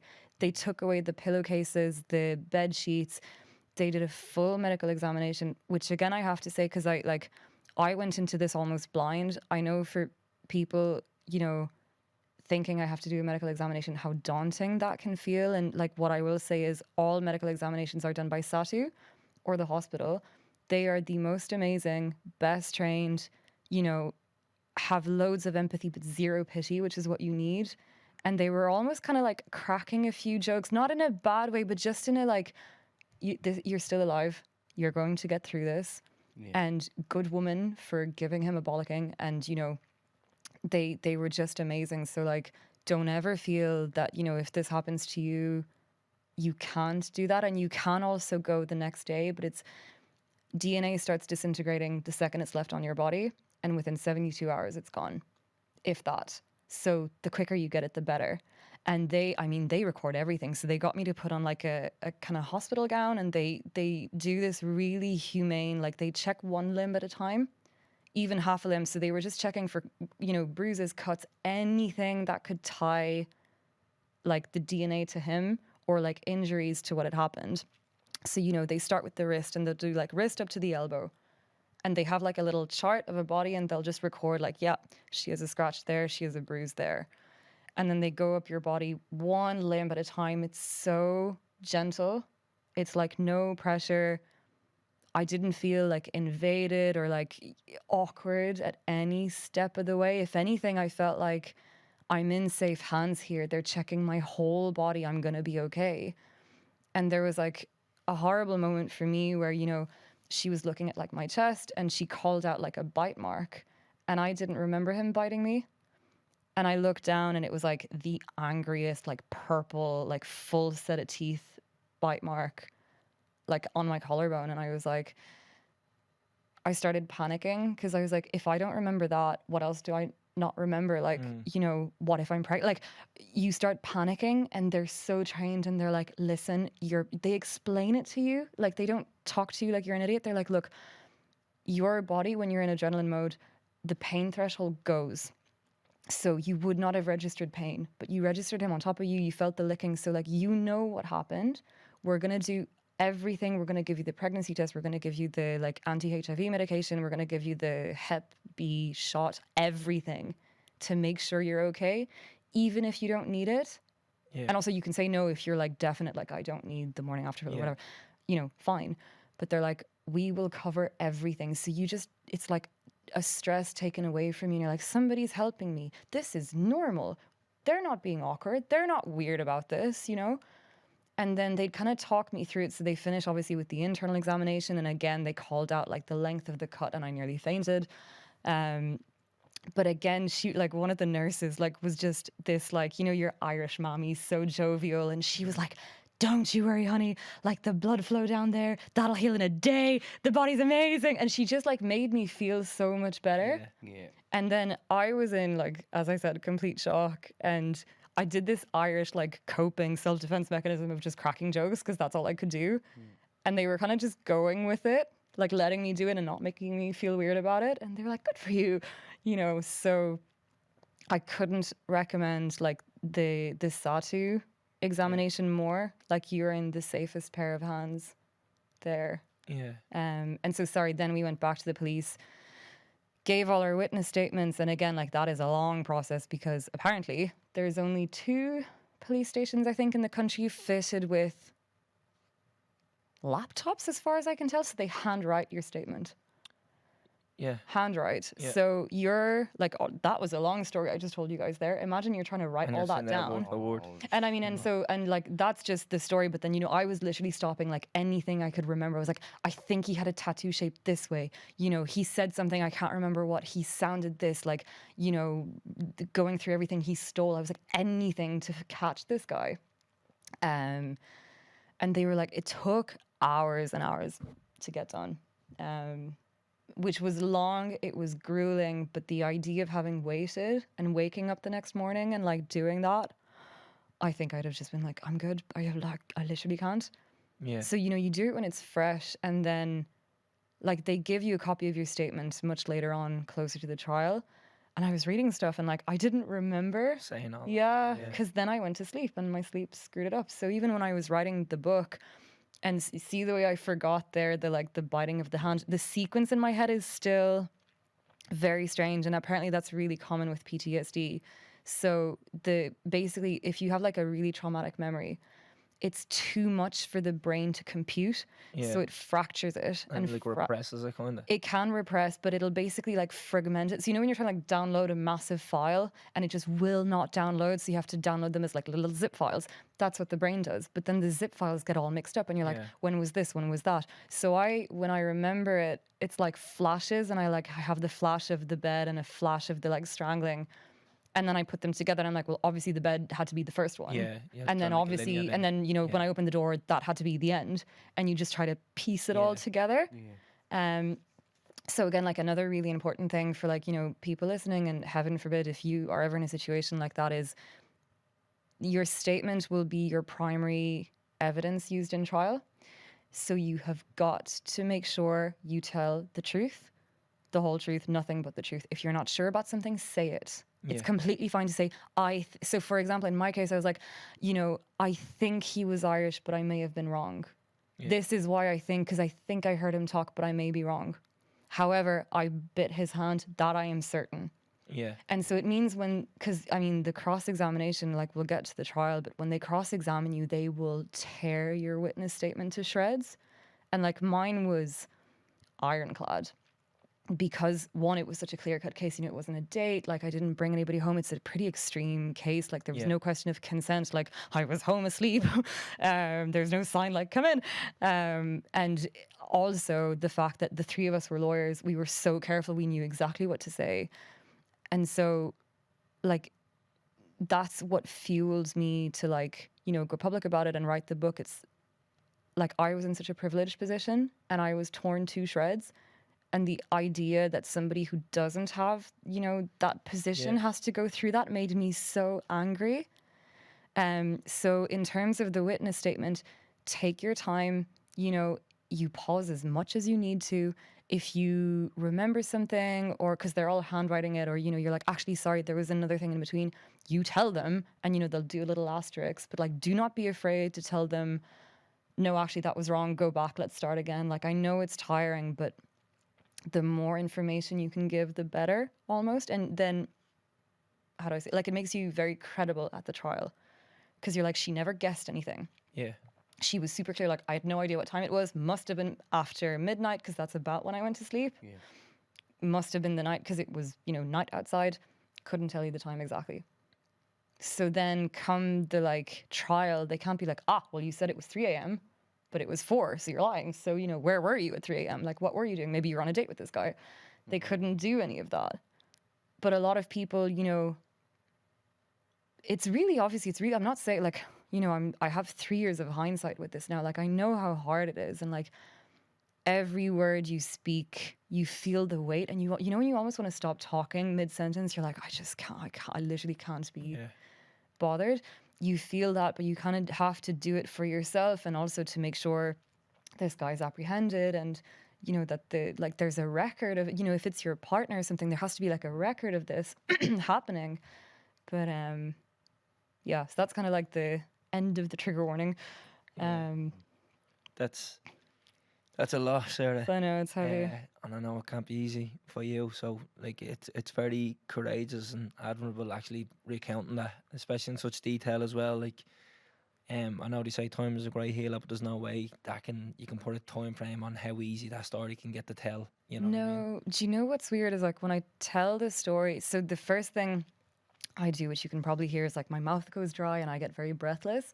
Have you got water there? I do have water, you're very good. But like I feel mentally fine talking about it. It's almost like I'm telling you guys about a movie I saw. And then when I'm telling the story, and I always have this of like, you know, you see people's eyes go huge and you're like, yeah, why I should be getting that reaction. Like, why am I not? Sorry. Yeah. You've obviously done a lot of self-work A lot. since then. A lot of self-work. And so like, as I mentioned, or I can't remember if I've mentioned, like I was again very lucky because I had trained as a yoga teacher, so I was able to tap into a lot of like, you know, mindfulness meditation, active meditation. That was like, you know, scratching at the surface, but every little bit helps. And it's just like a huge amount of work, and you know, whatever works for you. So I always say, and like everybody should know this, no two victims are the same. No. You know, no two survivors. Some people, you know, like I used to hate the word victim. Now I don't care. Like I've done my work and whatever. I used to hate the word sexual assault because, you know, what happened to me is sexual assault. In France, it's rape. But in Ireland, we have some stupid rule that it has to be either, I'm going to be adult about this, like it's either penetration by like the penis or by a handheld object.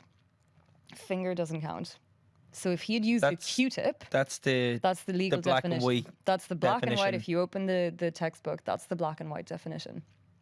So if he'd used a Q-tip, that would be rape, and I would have been spared the cut, the 5 months that followed where I had to do anti-HIV treatment, which was horrific. You know, the like trauma of skin on skin, all of that. It's a law that to me makes no sense. That was, you know, written by people even 50 years ago. It still makes no sense. Like, you know, like it makes no sense like, to me. Yeah, what are you achieving by like Exactly. defining Like, it by why that? do you need to? It's like penetration is penetration. End of story. Like, that's a violation in itself. And so, you know, and it's like I find it much easier to talk about now. But for a lot of people, even just saying that word, it's really jarring. Yeah. Like I still find that word like it's not a nice word, but you just have to be like adult about like this is, you know, the legal definition, and It's like it's hard to even like where do we go from here? it's a lot of like coming at you, you know, in like one sitting, and I'm very aware of that, and I'm always like, particularly men, I'm always so grateful that you can like sit through and listen to this because it's important, and I think in a way you're in like a very good position because, you know, before this happened to me, I always had the fear that this would happen to me. And then it did. But, you know, if someone would talk about it, I would almost shut down because I was like, it was that fear in me that I didn't want to talk about it. And I noticed like in the months that followed, I didn't tell the whole story. I gave like the vanilla version of, you know, man broke into my bedroom, you know, bad fight, and just did not even mention the sexual assault bit. But people kind of put two and two together. And I always found like when the subject came up, women really struggled to meet my gaze. Like, and that was, you know, I completely understand it. I probably did the same before this happened to me, but it was so isolating. Like you just already feel ashamed by what's happened to you, right? And like all of the cliches. Like I felt dirty, I felt really ashamed. Like my family arrived the next day and I just couldn't bear the thought of them seeing me like that. Like somehow I'd lost my worth or something, and obviously like worked through that. But I think that's where, you know, you feel like an untouchable. So when someone can't even sit in your presence and look you in the eye and listen to you, that is the most isolating thing in the world. So thank you for like sitting through it and listening, because I know it's uncomfortable. Like I get it, you know, and it's probably a very new topic for you guys in a way, and it's for a lot of people like it's a new topic. Well, it's a new-ish topic for me, but it's, you know, we're, as long as we're talking about it openly, there is no wrong thing you can say. And if your heart is in the right place and you're just trying to educate yourself, there's literally nothing you can say that's wrong. And you can just, you know, my biggest advice probably for men would be, you know, try to inform yourselves. And, you know, you can say things like, listen, I'm not sure if this is the right thing to say, or, you know, do you mind me asking a question? Like, I want to make sure you're comfortable. Immediately, that person, you know, I was going to say that person knows that you're thinking about them. Yeah. And then if they feel awkward or whatever, fine, because you're trying to make them comfortable. And you're like, I don't feel awkward. I'm not ashamed of you. Like, this is a safe space. We can talk about this or not, whatever you need. But I'm not going to, you know, what happens with PTSD is one symptom. Obviously, it's different for every person. But for me, I started withdrawing a lot from people. Yeah. Because I couldn't bear that, like, treatment. And, you know, like people would like walk down the corridor, see me on the other side of the corridor, freeze, panic, and then turn on their heel and run away. Like it was just, that was almost more heartbreaking, like everything that followed, and like the trial obviously. But so I'm always, particularly men, I'm always fascinated to one, get your perspective. And, you know, I have a lot of really close guy friends who are like, I'm almost uncomfortable talking about it because I'm afraid I'm going to say something wrong. And like, we need to stop that culture of like bashing people if they're coming from the right place. Literally, yeah, okay, if you like say something wrong, if you say the wrong word, you know, you can just correct yourself. Like, we're all here to learn. And like, you know, I use terms that other survivors hate and vice versa. Like, it's just part of being like, I don't think that we should apologize though, because we are a little bit nervous and but there's nothing to apologize for. I don't know, just once you're comfortable, we're happy, you know. And I just feel like we're a little bit tiptoeing and hesitant because it is a tough subject. But just the fact that you can acknowledge that, like that's part of the process, you know. Like, there's nothing to apologize about. You're just here to like figure things out. Like, it took me ages to figure things out, and even when I meet a new survivor, I'm like, how is this person going to handle, you know, I can be quite bubbly and like I've really come back to myself, which I'm delighted at. Some people don't like that. So it's a case by case basis, but there's nothing to apologize for. And I think that's where, you know, there's a lot of progress happening on women's rights, which is amazing and I'm here for it. But like, men would be such a powerful ally. Definitely. And they need to be. They need to be active allies. Like, some of my best guy mates are like, your book was amazing. I felt awkward reading it on the bus. I felt like somebody was come up to me and say something, you know, or I was going to offend someone. Yeah. And I'm like, to be honest, if you're offending people, you know, like, I used to get offended because my dad would call it sexual assault, and I'd be like, "The fuck is sexual?" Like, I'd lose my shit, but that was my dad, you know. Yeah. You can't. It's like with everything. Like, you know, have to take it on yourself a little bit as well. Of like, let's meet halfway, or, you know, say you use a word that I really don't like, and I'm like, listen, by the way, Calvin, like, you know, I don't love that, or would you mind if we do this or whatever. Like, we have to meet halfway. If we're like, you guys are half of the population, and, you know, that's exactly what you I were was gonna talking say, a few episodes ago of like, you know, not all men, but all men, you know, have that accountability. Like, I think you can push that even further. Like, yes, all men need to be active allies. Of course, not all men rape women. Of course not. Yeah. And I think like there's this miscommunication between men and women sometimes, because women are angry, rightly so. I'm still angry.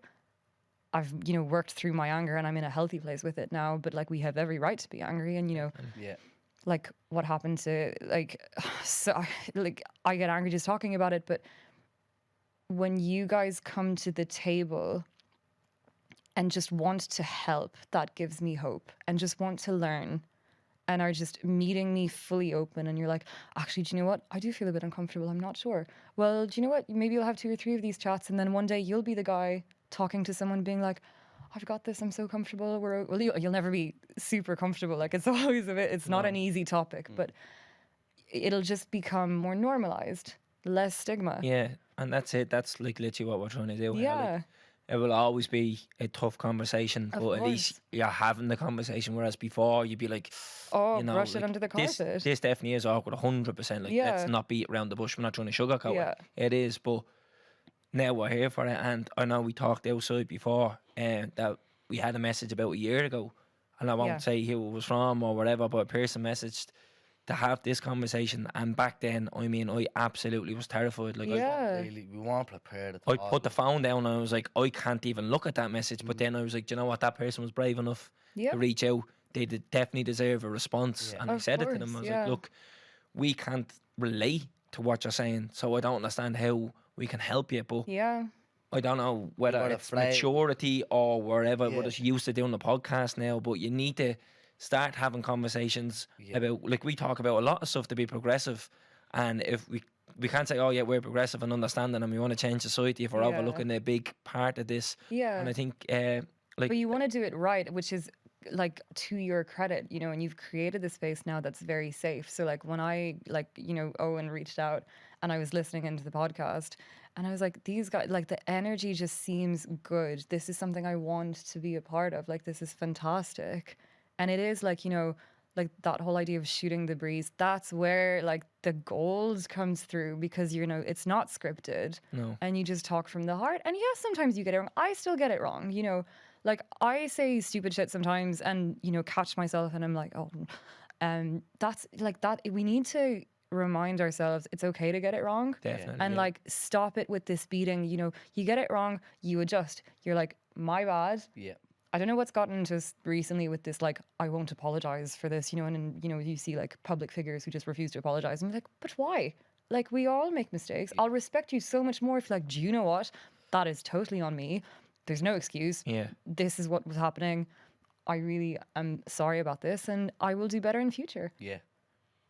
That's it, really. Like, you know, and it definitely will be educational because to me, I didn't even know there was a differentiation between sexual assault and rape. I just thought they Yeah. were two names for the same thing. And that's a comment a lot of my guy friends have. So they were like, before you, I didn't realize all these, like, okay, there's the legal categories, but like, it's the reason the word sexual assault used to irk me is because, you know, what happened to me, which is like basically digital rape and, you know, like a very violent, also attempted murder. It's not like it happened in a nightclub in a bathroom. Yeah. It was like, there was like zero consent here. And like, it was, you know, this very extremely violent incident. And then that's sexual assault.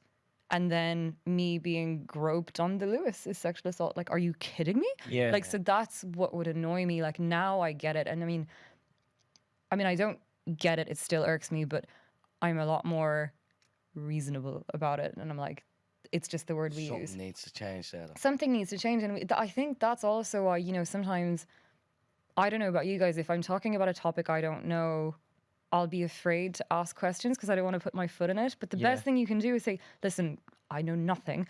I want to learn. Yeah. So if you don't mind, can I ask this? Like, is this okay? Yeah. And like, that all ties into consent as well. Like, you know, you're leading by example then of consent isn't just in bed or wherever. It's, you know, like conversations and like boundaries and, you know, does this work for you? Is this awkward? Are you getting, you know, do you want to take a breather? Things like that, yeah. Yeah. Just something you said there about the sexual assault and how it's categorised. Do you think there should be like a level thing? You know, way in America you have like more than the first degree, the Yeah, third yeah, degree. yeah. Do you think that should be a thing with sexual assault? Or what way do we go about that? Because as you said, you could be triggered by like, well, what happened to me wasn't the same as somebody who like, when the loo was Yeah. getting groped. That's not the same. Yeah, like, that's such an interesting question.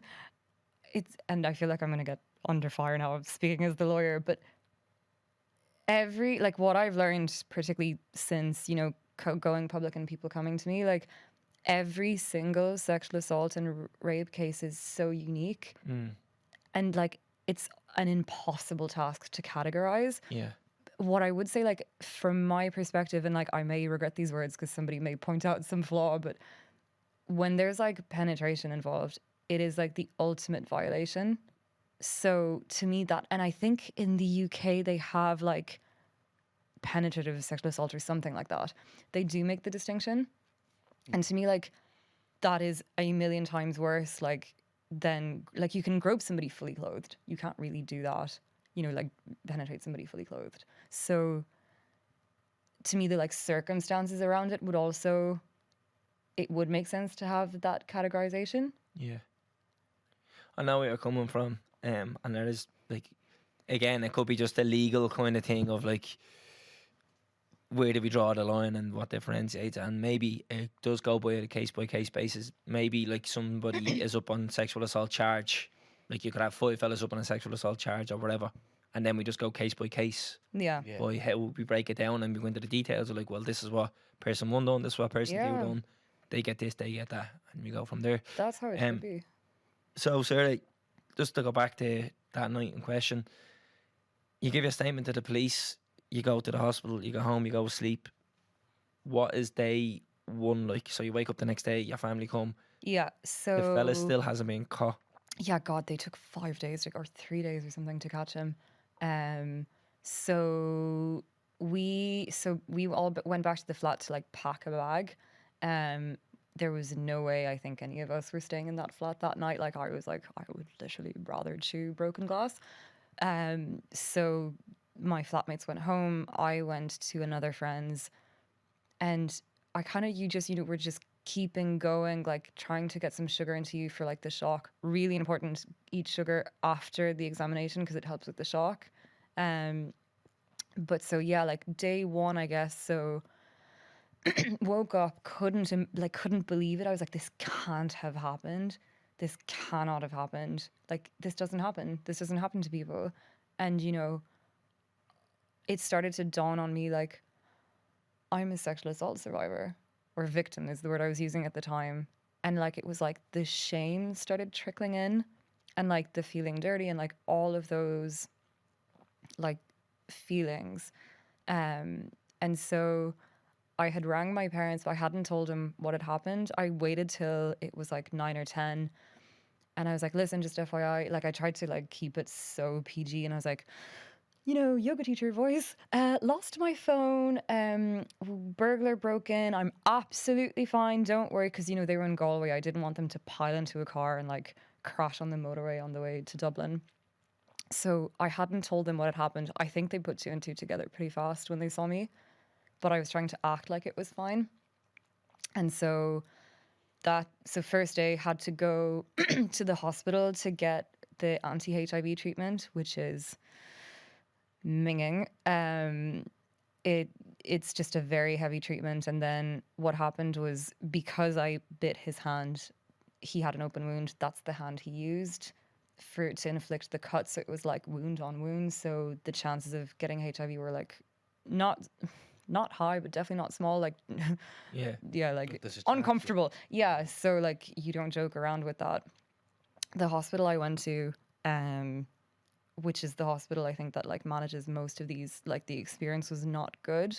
So I would say bring someone with you who's ready to like have a fight with receptionists and like, you know, have your back in the waiting room because it's crowded. The last thing you want is to be like I remember waiting in the waiting room, and like I talk about this in the book. They brought in a convict, fully chained, hands and feet, with 4 guards escorting him. And I just remember seeing him and I had a full panic attack. Like had to run out of the waiting room, and I was like, how can you do this to survivors? Like this is absolutely outrageous. So had to go in for those like blood tests. You have to keep going for 5 months, which is the time it takes for the virus to like show up How in your often blood. in the 5 months? So every few weeks at the beginning, it was like every maybe 2-3 weeks, and then they spread it out. So maybe in total 5 times. 4 or 5 times. Long. And then I started realizing, like I was in complete denial that I had PTSD, but I started realizing I did because I couldn't bear people to touch me. And so, and I hadn't thought that would be an issue, but there were 2 things I was doing. Number 1 is every man I passed, I was like scanning their hand to be like, is that him? Because I couldn't remember like what he looked like. But weirdly enough, like I was extremely nervous around like the very tall, kind of gangly, skinny guys. And then, you know, kind of normal looking blokes or, you know, big rugby lads, I was completely fine around. As in, I didn't want them too close, but I wasn't getting like nervous. So You knew kind of it I knew his definitely build. isn't Yeah. his, and it So like could my be him. body Yeah. registered Yeah. somewhere, and sure enough, that was his build. When we went to trial.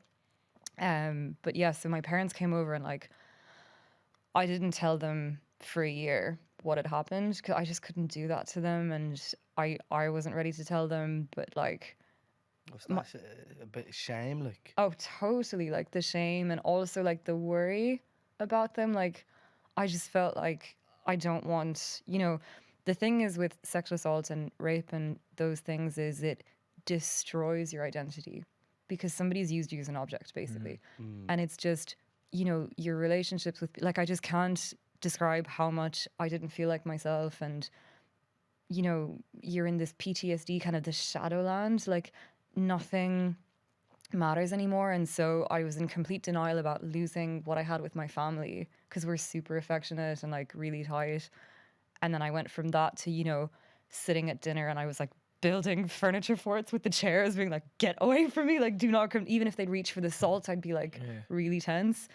So they definitely picked up like something was wrong, but I think we talked about it afterwards. I think they were also in slight denial of like, it's fine, you know, like they This will go away. Just don't not pay even this, but attention like to it. I think they were just thinking, you know, she's like this because she was nearly murdered. Like Yeah. it did, like the sexual thing. I think, like when I told my sister, she was like, "Oh my god, of course," but like it just hadn't, you know, her brain had kind of blocked that option out, kind of thing. So yeah, like that was tough. And then I had like hand-shaped bruisings on my neck in July, August, which was fantastic. So I was wearing like, you know, the little air hostess, like little neckerchiefs to hide that. And it was, yeah, just a lot of like trying to get a handle on the story very quickly of like what gets out, what doesn't. Not wanting people to know, not wanting to be branded with that title. And, you know, thinking like, this is it, my life's over. And like I talk about that a lot in the book of, you know, like the title of the book is Ash and Salt. And so ash is kind of explanatory. It's like you literally feel like your identity, your life, your as you knew it is reduced to ashes, your sense of safety, your relationship with friends, like your sex life, your romantic life, it's just gone. There's nothing left. And you have to kind of rebuild from that. But I was very much in that place of nothing makes sense, numb to the world, don't care. And it's kind of much later that then the anger started setting in, like the sadness, the extreme sadness, all of those kind of feelings. But they were good in a way because when they came up, that was the first sign of you're healing, you're feeling stuff again. Okay, it's shit. And like, I cannot, you know, like overstate how shit it is, but you can get through it. Anybody can get through it. Like if I can do it, I'm not special. Anybody can get through this, and particularly with the right people who are listening and like the right supports in place and, you know, focusing on their healing, the emotions are a good thing.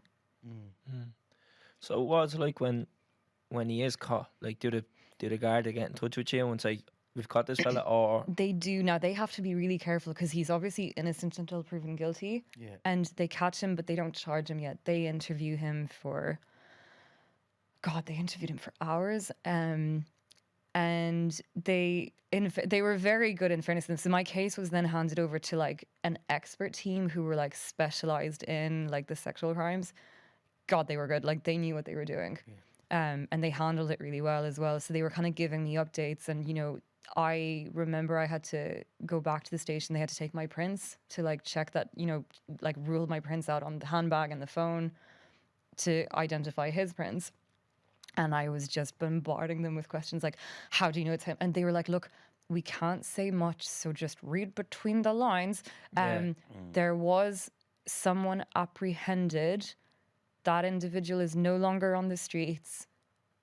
Bear with us. But, you know, like, and I was like, how do you know it's him? Like, what are we doing? Like, what if he's still out there? What if you have the wrong guy? And he just like showed me his hand and he was like, read between the lines there. And I was like, okay, it's okay. They have the bite mark. It's him.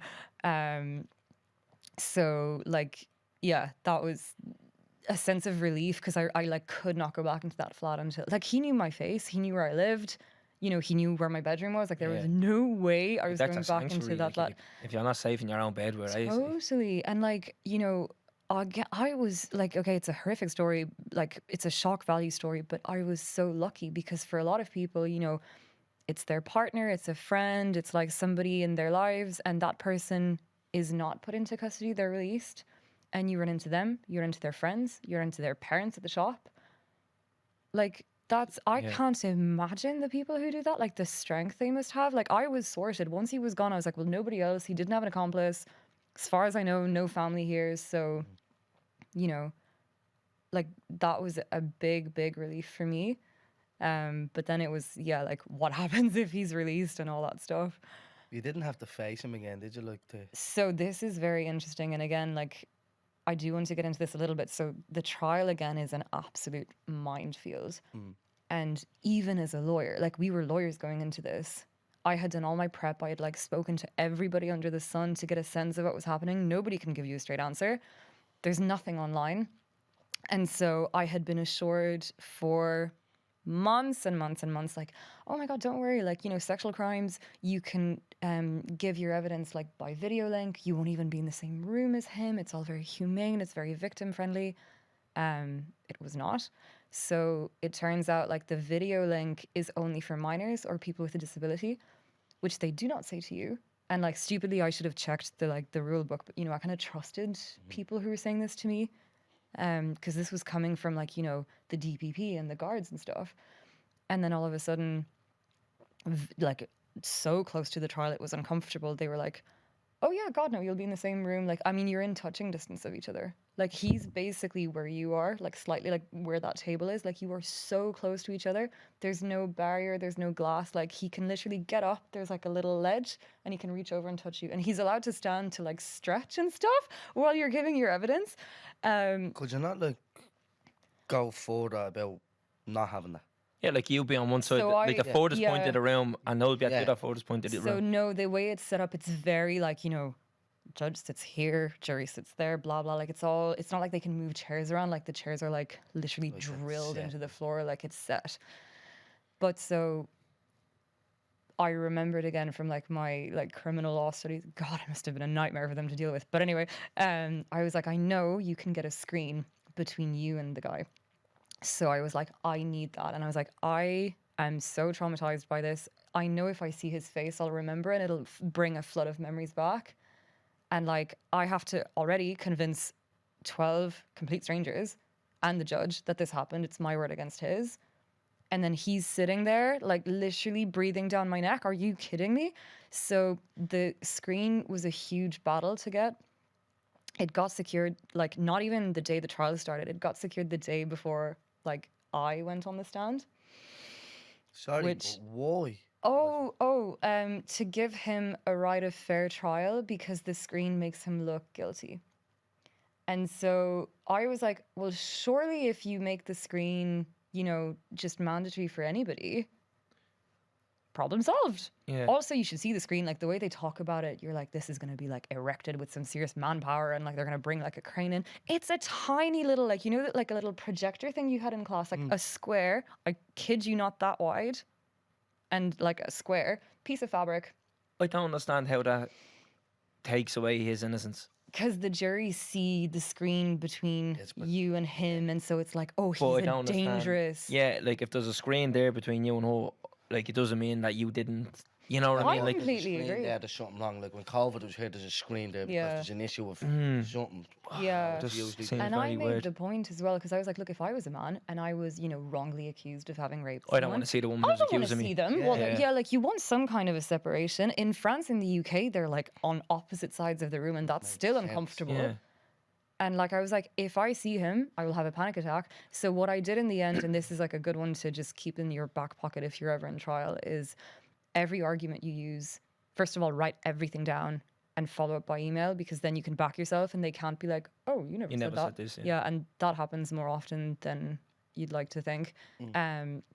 But you always kind of focus on the purpose of the courts is to administer justice. In my opinion, that can be forgotten sometimes, but you kind of have to make the point, like, if I do not get the screen, I am depriving the jury and the judge from good evidence and evidence needed to decide this case. So it is in everybody's interest for that screen to go up. Apparently there's 2 screens in the whole country. And I was like, I will donate happily 200 screens. Like, We could use that. yeah, yeah. glitchy We'll that. bring that. Sorry, that is much bigger than what we had. But like one fella can lift that. yeah. That's what I mean. Like you don't need a whole I crew. remember because the It's not guards that had never complicated. seen one. So like the guards were there with, they'd like, bring me into the courtroom and stuff. And I had to come in to like sit in the hot seat and like just, they had to like basically measure it out, because if I was like 1 inch further into the chair, I'd see him. So I had to like lean back in the chair, but then the mic, which you can't adjust, was forward. So you have to lean back, but kind of talk into the mic. And then they completely forgot about the COVID screen. So what happened was the screen in front of us where the judge was, there's a big plastic glass so I could see his hand through, like in the reflection of the COVID screen. Like the IQ of some people, I don't know. And in fairness to them, they're not used to this. Like we had to fight for this so hard. And they just, like the prosecution case was just not thought through. Like we pushed so hard for this. And then at the end, so I'm not allowed into the courtroom until I've given my evidence, because again, if I go in before and hear something, I could try to corroborate my evidence. Yeah. Fine. But then they encourage you to go back in once you're done to kind of, because these trials last a week, 2 weeks, sometimes more. So the jury has to kind of remember there's a victim here. And so it's all these like psychology games. And I pointed out, because they had told me, come in tomorrow and be there. And I was like, they made this whole song and dance about him not having a fair trial. We got the screen, like by the skin of our teeth. And now if I come in tomorrow and, he can see me and I can see him, first of all, I don't want that, but I'll suck it up if I have to. But like, isn't the defense going to lose their mind and jump up and down and say, oh, well, she can see him, so she's, deprived him of a fair trial? And the answer was, oh, let me think about that. And then I got a call the next morning being like, yeah, on balance, don't come in. That's not a good idea, because it could collapse the trial. So you have to like I like really hate giving this message, but for anybody going through this and their support group, like the support group is so important. You kind of have to be your own lawyer and just assume things won't get done. Because I'd asked for this screen ages ago, and then a month before the trial, they were like, oh, we haven't even started the application for this. And there's like a whole application for it. So you have to do a vulnerability assessment with the guards, and you have to like do basically an interview and give them all the reasons why you need the screen. And I mean, by the end of it, I was like a shaky mess. Like I was crying, and I was like, please also record my state, because I'm, like this is all part of the evidence. And then the judge has to decide on balance whether a little piece of fabric will, hinder this guy's right to a fair trial. So you have to be your own lawyer constantly and just watch out for that kind of stuff. Like it's madness, because like obviously you've gone through so much, and even being able to tell your story to somebody at that time to like go ahead with it, and then you have to jump through hoops to try and get that heard in a courtroom. The amount of like, I mean, we're scratching, like I could talk about this for 6 hours easy. Like I wrote a book about it literally. And I mean, even the book, there's stuff, like we scratched the surface. We had to pick our battles. But like the other one that really shocked people, and this was the thing people latched on, rightly so, when the article first broke and I kind of waived my anonymity, was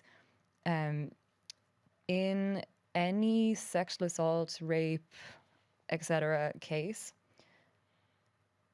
the defense team are allowed to use your notes that were taken with your therapist or psychiatrist as evidence against you in the court. It will not be used to corroborate what you say. So in my case, the notes and what I said aligned perfectly, so they were just discarded. But if there was anything in there of, I don't know, like say I started seeing a guy like a month afterwards and I say I'm traumatized, they're like, but you are seeing a man, so you can have sex, so you're full of shit.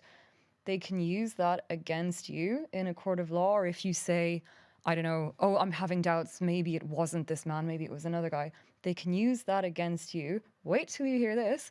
They seize the notes off the therapist, the whole notes, every single word that was written down. The whole defense team gets to read it.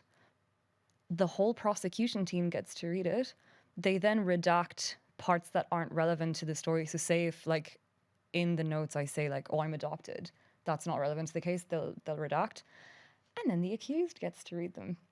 So this guy who I had, you know, I went to counseling a lot, like it was critical to my healing. I had said in the notes, like, I hope he never finds out the impact he's had on my life, because I feel like he'd like, you know, in some some perverted gratification way, from it, yeah. exactly, like get some gratification. He got to read that. So I'm absolutely Yeah. baffled here. Yep. You go to counselling with the confidence that everything you say is going to be confidential, Yep. and you can open up And dig into the deepest, darkest parts but like of you. you can console yourself in someone else, and that's the whole Yeah. point in counselling and the benefit of counselling. But Exactly. that is going to be used against you. Against you. Who the fuck decides what's redacted? Like, who the fuck says that's not So relevant and that it is goes relevant? to prosecution first, who are on your side, and they redact what's not relevant. But to be honest with you, like the quality of some of the stuff I saw, you'd wonder, would they redact everything, and they might just leave something in because they're like, oh well, it doesn't really matter. Well, yeah, is that not subjective? What's relevant and what isn't? Subjective. It completely is subjective. So then they redact, prosecution sees it, prosecution can question, why was this redacted? I need to know what this says. So then it goes to the judge, who also reads all your notes and makes the call. And like, this was not disclosed to me when I started going to counselling. So the guards give you a list of like, you know, the organisations you guys mentioned. I went to the Dublin Rape Crisis Centre. I thought they were phenomenal. I really opened up for 4 to 6 months, weekly meetings. My therapist had taken, God love her, like 4 pages of notes at each session and gone into so much detail. And I didn't realize, because she'd write them afterwards. So she wasn't taking notes when I was talking to her. And so when I got the heads up, like, look, they're going to take the notes off you. First of all, complete disbelief, shock, anger, panic. And then I was like, no, it's fine. She hasn't taken notes. We're okay. And they're like, you're allowed to go see them before they're taken. So I rang her and I was like, did you take notes? And she was like, yeah. And then I went home for a while to France, and then I was seeing like a psychologist in France just for like another reason, like a therapist. It was easier for me to see somebody face to face. No link to the attack whatsoever. Like I just brought it up at the beginning as like I'm just disclosing this, but there's other stuff I want to focus on. Yeah. And like there was a question over, like initially they said, yep, we'll have to get those C's, so get like a jurisdictional, you know, like grant to go to France and take those, get them translated. So like a translator seeing them and then use them against you. And so in the end I was like, you know, you have to sign a declaration like on your honor. There's nothing in those, like it's related to a completely different matter, which it was. But like... And in what cases are they allowed go and do that and take every them? single case. Any case? Every single case. And so what happens is normally the defense asks for them. But prosecution now are so used to the defense asking for them that they will automatically ask for them like almost as a procedural thing. What happens is, and this has been talked about a lot, not just by myself, a lot of people, and you know, if you Google like the DRCC, the Dublin Rape Crisis Centre, they talk a lot about this. Defense use this as a tactic to dissuade you from going to court, because they know if I tell you, yeah, of course we can go to court, but let's all have a good laugh Let's now hang over, out the washing hair in front of everybody. Yeah. and use those, you know, that. And I mean, I know so many survivors that have not gone to court Positive. or have waited for years to get a trial and not gotten therapy because they were waiting until the trial was over. By that time, the damage is so done. Like now, nothing's, you know, like irreparable, but like putting yourself through that after the trauma you've been through, you need the support. Now, maybe therapy is not for you. You need some kind of a support group. I would highly recommend therapy, but you know, to each their own. But a lot of people, you need to do, and particularly with like people who are professionals, like know what they're doing. Like the Rape Crisis Centre are so well versed in this. They're like, yep, no problem. This is so normal. You know, I take you as you are. Let's talk through it, blah, blah. Well, in your case, was it not fairly open and shut? Like, you know what I mean? There's surely enough evidence there to You find would him think guilty. Like, so. what are they trying to defend? Like, Oh, what like- are they using your notes to downplay here? Yeah. Like, So there's the no notes- way what you have said in therapy Yeah. dismisses the fact you broke into your house and sexually No, assaulted you. exactly. So like the notes weren't used in the end, but they still all got to read it. So like damage done, which like a violation after being violated. Like, I just do not understand that rule. They're starting to bring a similar rule into the UK, which is just Ridiculous. like we're going in completely the wrong direction here. But in my case, like, so when I was cross-examined, like, some of the arguments used were just laughable. So, like, one example, and I mean, they were clutching at straws. I work in law. I completely understand. Yes, defend your client by all means. Give them a right to a fair trial. Make sure all the evidence has been properly, obtained. That they have the right to cross-examine. Blah blah. This was so open and shut. He admitted to breaking in. He admitted to, like, breaking into the apartment, but then he just kept saying not guilty to, like, the actual charge. So we still had to go through with the whole rigmarole, which was again very very unusual, but it kind of pinpointed, the barrister representing him, to me, should have just, like, stuck to the facts and been like, let's be as procedural as possible, spare this poor girl any unnecessary, like, of course the necessary questions, ask away, make sure, let's establish the case here. It's my word against his, so, we've got to get it done. There was stuff around, so when I talked about, like the sexual assault, like the penetration, I used in my statement the words, like, it had the force of a punch, because that literally was, like, it was such a blow. And they, like, the police had asked me, explain why, like, we need as much detail in the witness statement. So I was like, well, it hurt like hell, for one, like, it was a very very violent, like, blow. And then, the cut he inflicted, like, I was bleeding for a good 2 days straight after that. The barrister thought it was a great idea to latch onto the word punch, and he was like, but you said he punched you. A punch isn't sexual. Like, you guys were having a fight. And the punch landed in the wrong place, basically. And I was like, are you kidding? And now what was very satisfying was I could see the jury out of the corner of my eye. Saying, like, 11 men, one guy, and they literally all crossed their arms. So, like, they were having none of it. They were just fuming, which was very comforting of, like, I'm not going crazy. Because they make you feel like you are crazy. Like, you need to remember that in trial. Like, keep your calm. Again, stick to the facts. If you don't know, say you don't know. Yeah. Be credible. And you can take your time. And, like, there was another thing he did where I had to put him back in his box a little bit. He asked me, so he was trying to basically imply, and this is before I knew that he had, like, stolen everything, gone off to stash it and come back. So complete premeditation. Like, it's caught on CCTV. Like, there's no more proof that you need. But he had said to me, oh, when he broke into your bedroom window, he couldn't have possibly known it was a bedroom. So, kind of almost implying this whole thing just happened. Like, he became overcome by lust or something and just, like, fell fingers first into her. But, like, I didn't know that other side of the story. And so, but I knew, like, from the kind of, criminal law studies, that you can only speak to what you know. So I can't be like, oh, we were at a party and, like, Terrence was really mad, or, like, Calvin. I can't make assumptions because I don't know. You can only speak to what you know. And so this clicked, and I was like, well, sorry, the first time I made a mistake, the first time I was like, yeah, like, I guess you couldn't know from the outside. I should never have said that. I should have said, actually, you and I both will know that I can't possibly speculate as to what was going on in this man's brain. Maybe he was drunk. I don't know.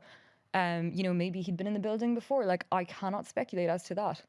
And, like, put him back in his box. So the second time, I'm trying to remember what he was trying to say, like, oh yeah, he was like, so, when you guys were having the fight on the floor and you were screaming and he was trying to, like, strangle you and block your breathing, do you not think he was just trying to, like, shut you up, and he was trying to escape and thought maybe there's men in the house that are going to come, and, he was just trying to, like, make good his escape? And so that's where I was like, hang on a minute. And so, you have to still be quite respectful, because I just wanted to be like, listen here, you little shit. Yeah. But you have to be a bit more respectful, and you're like, well, like, as you know, I can only speak to my own state of mind. I can't possibly speculate as to why he was doing the things he was doing. But I will point out, I had tried to escape twice at this stage. I was just trying to get out. And, his access to his escape, the window, was fully clear. So he asked that same question 3 times. And every time I had to give him the answer. And then at the last, like, the third question, the judge had to slap him down. But I was like, why didn't you intervene before? Yeah. Like, what are you doing? And like, they have training to intervene, and they do, in fairness to them. Like, the judge in my case was very good, Yeah. but they have to be seen to be balanced. And in my opinion, they take that too far, and they entertain stuff that they should absolutely not entertain. The other thing the biggest other thing they did was, for aggravated sexual assault to happen, there's like a few like different factors that need to happen. So like the sexual assault, the intention of the sexual assault, and the threat of serious violence or actual serious violence. They need to be ticked all combined. them boxes. Yeah, you would think. So what they did was they were like, no. There were actually 3 crimes that happened. There was a sexual assault without violence on the bed. Then the fight on the floor was just a fight, so just an assault. And then when she tried to run away, that was just a normal sexual assault. So, and like normal sexual assault carries a penalty of, I think it's 5 years or something, whereas aggravated is 10. What was he charged with? Aggravated sexual assault and aggravated burglary. So he had 10 years for the sexual assault, 7 for the burglary, but they were combined. Because in Ireland, criminal sentences run concurrently, meaning you'll only serve the longest sentence. Some exceptions, but generally that's the rule. Now, like, you know, in the US, they're like 800 years of like, which is ridiculous, but there has to be some in between. Like, you know, this man broke into a home and strangled a woman asleep and then chased her twice. The next day or the day after, and I think this is how they caught him, he broke into another And you family said he'd home. already broke into a house Oh, so he'd before broken was. into 2 other houses, stole their belongings. There was no assault. So he was on the rampage. And then a few, or was it the next day, or I can't remember the dates, but like not long after mine, he broke into this other family home.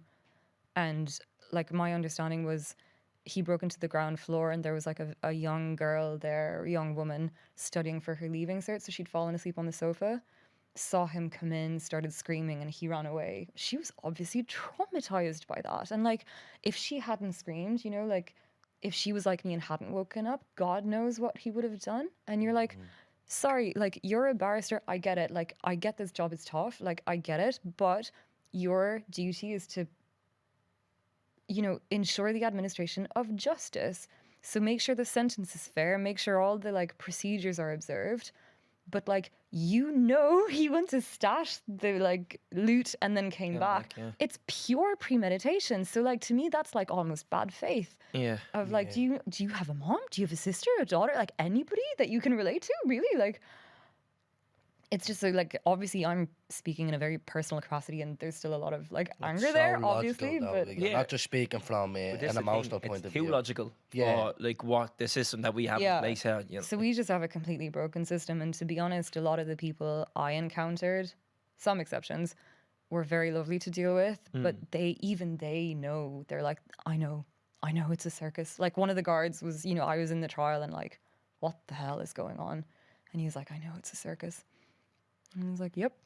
You said he had a history at the very start. That's why you said he had Yeah. a history. So, if they were able to bring up your notes from your counsellor, were they able to bring up his history? I love that you asked that question. No, because he's the one on trial, so he's innocent until proven guilty.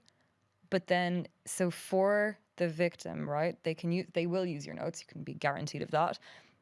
If there's any indication that they can sometimes use your sexual past against you, so you know. If you were previously sexual assaulted or something? No, if you no, like if you're very active on Tinder, or if you just enjoy a night out and, you know, enjoy one night stands, or, you know, say I'm assaulted by like a boyfriend, but, you know, I've been with him for a while or was cheating with him, they can use all of those priors to like discredit you.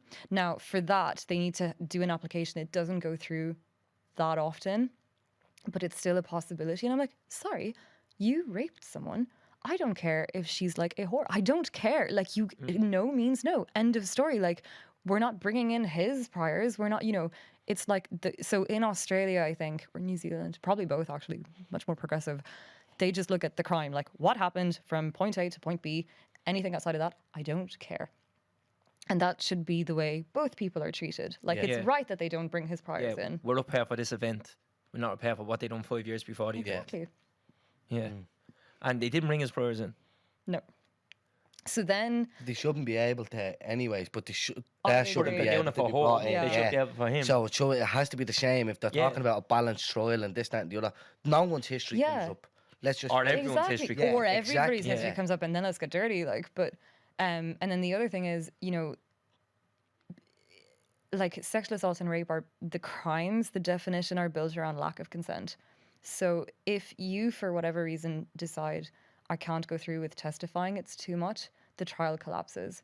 It's not enough that they have your written Yeah. statement. You need to take And the the stand evidence as well, and yeah. be destroyed. In like, I came out of there being like, and I mean, I had it easy-ish, you know, and I was still like, I came out of there being like, first of all, I can't believe the questions that were asked, but also like you don't feel good about yourself. Like they ask you questions like, You know, when you waive your right to remain anonymous, who are you waiving that from? Like, anonymous great from question. who? Great question. So basically, there's a rule that the media can't go near your name, like any identifiable information. Now, saying that, Ireland's a small country, and so Yeah. say you live in, you know, some little village outside of Carlow, and like, you know, neighbors and people have seen the police car pull up at 2 a.m. and then it comes in the news, like, you know, that date there was a rape and blah. People know. Yeah. But so when you waive your anonymity, it's like from the media. So then basically anybody can talk about you. You've waived it, and there's no partial waiving. So it's so important to know that and take your time with that decision, because once it's gone, it's gone. And like, you know, say, I don't know, like I only released half the story. People can go back on like, you know, what was said in the court, like the, you know, the reports that go Yeah. into the like the papers and stuff. And they can be like, oh, well, that's clearly Sarah. It's the same date. She didn't mention this. So she didn't mention she was drunk in a club or this. And then people can start commenting. Like now I'm like open to, you know, touch wood. It's never happened. But like, you know, people can say whatever they want about you because you've waived that right. So there's a few things to note. And again, like I do a kind of a whole checklist on this in one of the chapters. And like there's a whole chapter dedicated to waiving your anonymity because there's so many things to think about. Like, you know, people can Google you, they can find you on social media, they can find your family. People were sending me letters to work, which was lovely, but it was also like, geez, like creepy, there's, isn't it? and there's no boundary, like handwritten letters and stuff. People And I'm like, trying to be nice, but it's it's like, I appreciate it, but like, you know, so what I suggest doing is like do a full scan of all your socials, shut down whatever, or not shut down, just make them private. Brief your family before, because they're going to get dragged into it. Luckily, my family was in France, so again, I kind of didn't have that. Yeah. And then the other thing that was, you know, I was very lucky is that he didn't have family or friends here. If he did, you know, they could have been out and like, you know, Trying to slagging defend me it, and being like, and she's an absolute bitch and you don't know the half of it, blah. I didn't have all of that. So it's just things to keep in mind of, because like social media is like a great place, but it can be very, very toxic definitely, as yeah. well. definitely. And you just need to like protect yourself. And so, yeah, like take your time with that decision and, you know, be very comfortable with the story that you're giving. Like, I highly recommend it's the full truth, but, you know, like I use the word survivor instead of victim, for example. Like, that's just part of my story now. I sometimes revert to victim, but, you know, and I focus on my stories about like the healing, the coming through it, the like what I've learned. And it's a weird thing to say, but like I've done so much work on it at this stage. In a way, like I'm almost grateful it happened because my life now is so much better for it. Now there was like 3 years of like an absolute shit show, but I know now my life is precious. Like I know not to, you know, keep toxic people in my life. I know not to keep my toxic job. I've changed all of that. So everything that's in my life now is there by my choice. Yeah. Like I like just the like life is so trimmed the short. fat. Yeah. And I was like, I just want like I just want nice things now. Like I want nice friends, you know, I want to be happy in my job. I want to feel supported. I want to, you know, do the things that I actually want to do. I don't want to work till midnight every night and not have a life. I want to teach yoga. I want to do all these things. So in a weird way, like, you know, there were toxic things in my life before that I was like, grand, you know, I can just deal with that. And now I'm like, no, absolutely not. I'm not putting up with this shit because I could have died that night. And I think about that a lot. So I'm like, you know, when I'm thinking about doing something that scares me, I'm like, well, look, you're, you know, you might as well be dead now. So like, why not? You know, like make the most of it. And You have some attitude, don't you? Yeah. it's weird, isn't it? Yeah. It's not something I say. I say it to my mom sometimes and she's like, stop it, how dare you? But no, like, and they've been through the ringer as well. But, you know, we've come through it tighter than ever, which I didn't think was possible. So, yeah. And like most of all, like, you know, I'm talking about me, but like, I feel like I'm helping people. You I think definitely you are, are helping Which, people, there's no you know, question. there's so many like survivors getting in touch, and like the Rape Crisis Centre were saying now every time someone's going to trial, they're like, read this book, and you don't even have to read the story. There's a checklist at the end, so it can just be like a, you know, very clinical, like do this, don't do this, do this, don't do this, and knowing that like my story didn't happen for nothing, like there's some good coming out of it, that's giving me so much healing, and like it's giving this like life I have purpose now. Yeah. So like Yeah, you're 100% helping a lot of people. hopefully. There's no question Yeah. about it. Like, you're a brave soul, your attitude is unbelievable. Like even when you come in, like you'd never think that you had this event happen to you. Yeah. Like you were outside with us and you were cracking one-liners, and I was like, "This is mad." Yeah, I know. I could see your eyes go wide, like what is happening? Yeah. But one thing that is like really that took us back was when Owen obviously said like, "Oh, Sarah is agreed to do it," and she wants to do singers. I was like, "Oh, this is deadly." 'cause- Obviously, that's the only reason I came down to But like, you know, for us when we know we're gonna have a hard Yeah. conversation, we're like, right, do we do Sometimes singers? we don't do the start bit, we just Sure. sort of go straight into Sure. it. 'cause, And that's like, what's great about you guys is like you're so adaptable. But I think, you know, you've had me on, like I'm very happy-go-lucky because I am, like I can't stress this enough. I was so lucky in so many ways.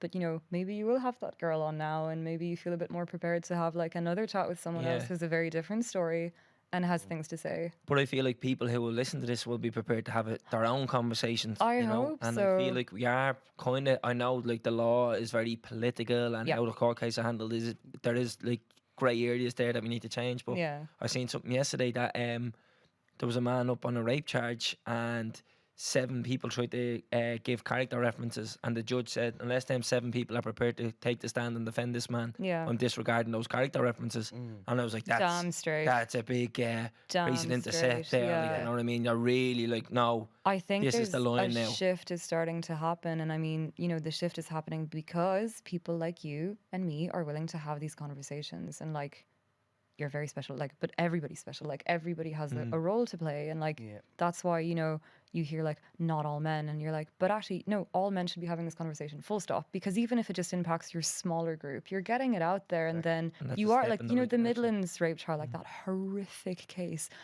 Even the judge there is starting to like come down hard on some things that previously would have been accepted.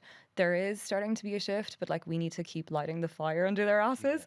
And like we do that by ourselves being able to talk about it. Like that's the only thing they hold over us is, you know, we're the experts, you know nothing. And you're like, well, actually, like this is just part of being human, and like this happens to a lot of people. Yeah. And trauma is trauma, by the way. Like, you know, you don't have to be a rape victim to like experience trauma. You Yeah. can experience it loads of different ways. So like we all have our stories, and it's about like just, you know, finding middle grounds all the time. Definitely. And do you think it is the obstacles and the hoops you have to jump through that does prevent people from coming forward because they know? Oh, I seen it's like 100%. 14% of sexual assault cases brought to the Garda end up in a courtroom. Yeah. Like Yeah. 14%. 14%. 14, Yeah. yeah, 1/4. And that's those that are brought to the Garda. And I can't remember, oh, the statistics horrible, of people who actually report what's happened to them. And it's like well below 50%. I can't remember how much it is. So like of, you know, take like the courage it takes and the strength it takes and, you know, the support network it takes to go to the guards and go through this rigmarole and this bureaucracy, and like the ones I dealt with were great, but I know so many stories where it just went horrifically wrong. And, you know, again, like I'm very conscious that like, you know, I'm a lawyer, like, you know, I can talk to them a certain way. So like they will listen. There's some people they won't listen to and it's complete bullshit and classism, but they won't. Or, you know, somebody's like a foreigner and they're like, oh yeah, well, you know, they just don't get the culture. And so they don't progress it. And it's just heartbreaking. So I think the more we normalize having these Yeah. chats, the more people are going to talk They'll about it, break the into more them exactly, circles, and yeah. just like make them catch up with us, not the other way around. Definitely, yeah. And maybe there is Garda who's going to listen to this and be like, that could Oh, be I'd me. say there's loads. And I Yeah. mean, there's loads of fantastic guards out there. And I think they need to keep in mind the amazing work they're doing because it's grueling. I can't imagine doing that. And, you know, they do it like the team I had were just amazing. But we need to, like, you know, reward that good behavior and then just like crack down hard on like Yeah. arguments that are made. Like, I think in the Midlands trial, one of the like mitigating arguments that were made for one of them was, oh, you know, with COVID and the backlog, like, you know, our clients have been waiting for this trial for ages and that's really hard on them. And you're like, Yeah. and the victim? Like, and also you fully did this, by the way, and it wasn't rape, it was gang rape. Like, are you kidding me? How dare you bring up this argument? So I think the more we get comfortable talking about what's acceptable, what's not, hopefully that'll kind of like, you know, filter through Yeah. the system a little bit. Hopefully, Hopefully. as you said. Well, look, if it makes, like, as we said at the start, it won't get less awkward having the conversation, but you will be more, I don't know, willing to listen, willing to talk more. I think so. Like, obviously, the first time anyone does anything, it's hard. Like, this was my first time having a conversation Yeah. like this. I'm absolutely sweating buckets out. I've never Yeah. felt so agitated, but, like, Yeah, I know we're doing the right thing. 100%. And I feel like we will benefit a lot of people, and I can't even, I think I am stuck for words when I try and describe the amount of courage you had to come forward. First of all, Sarah, Yeah. you wrote a book about it, but now you're on Yeah. a podcast talking about it. And I know this isn't your first podcast as well, Yeah. but like, they even be able to do it once and say, "Do you know what, yeah, I got that off my chest," but then be like, "Do you know what, I'm going to do it again and again." 'Cause Yeah. it's still the same story. It still happened to you, and it's still, yeah. I think the good Yeah. thing about it is you don't let it define you. Like I said, you benefited. Now you're a different person. I You've feel like obviously I've healed. You grown went through the from it. trauma. Yeah. Like PTSD, you've addressed it. You know what I mean? Like we were talking as well. You were saying how your body was acting before your mind knew what was going on. Like, Yeah. that's just instinct, and like that's adrenaline going through your body. So obviously you had to come down from all that. So it's a lot to be dealing with. It is like there's no Yeah. doubt what happened to you was absolutely horrific. It was traumatizing. But do you know what? Like, it happened to me, so I'm stuck with it. You guys don't have to sit here and talk to me about it. So, like, I'm Well, you didn't have really to talk proud to of us, you Sarah. guys for, like, yeah, but see, but like, I don't, but I'm kind of like, I'm stuck with this, so I might as well make something good out of it. But I kind of figured nobody's going to want to talk about this. And I get it. It's not, you know, it's not an easy conversation to have. It does get easier. It really does. Yeah. But I have to say, like, I'm always so proud of, like, you know, men who come forward and are like, actually, you know, yes, it's uncomfortable, but like guaranteed it's even more uncomfortable for people going through it themselves. So I'm going to hold myself accountable and meet them halfway. Like, you are the force for better change. Like, you are where it happens. And like every single one of your listeners, even if it's only a conversation between the lads, if anything, even better. Because women aren't in those conversations, you know?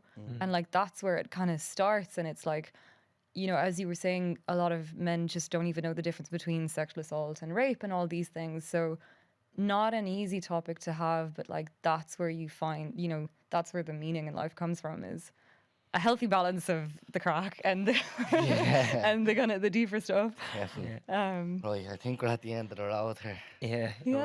It was an emotional one. Yeah. Yeah, yeah. but But you thanks so proved that you much. can get through it all, Sarah. You know? yeah, and you can too, which Well, is we got class. through Like, this. well done, yeah. Yeah. So thanks for coming on. Honestly, much. you're a legend. You're a Oh, star. thank you. I think that's it, is it? Yeah. Let's wrap it up. Right, take us out, Keno. Boom. Subscribe to this podcast for free on the Go Loud app. What you waiting for? Put your back in it. Just a little more. Throw your weight in it now. Tell your body okay. Walk it hard and long. When you finish that The hip knocker. song, go down, go down, go down.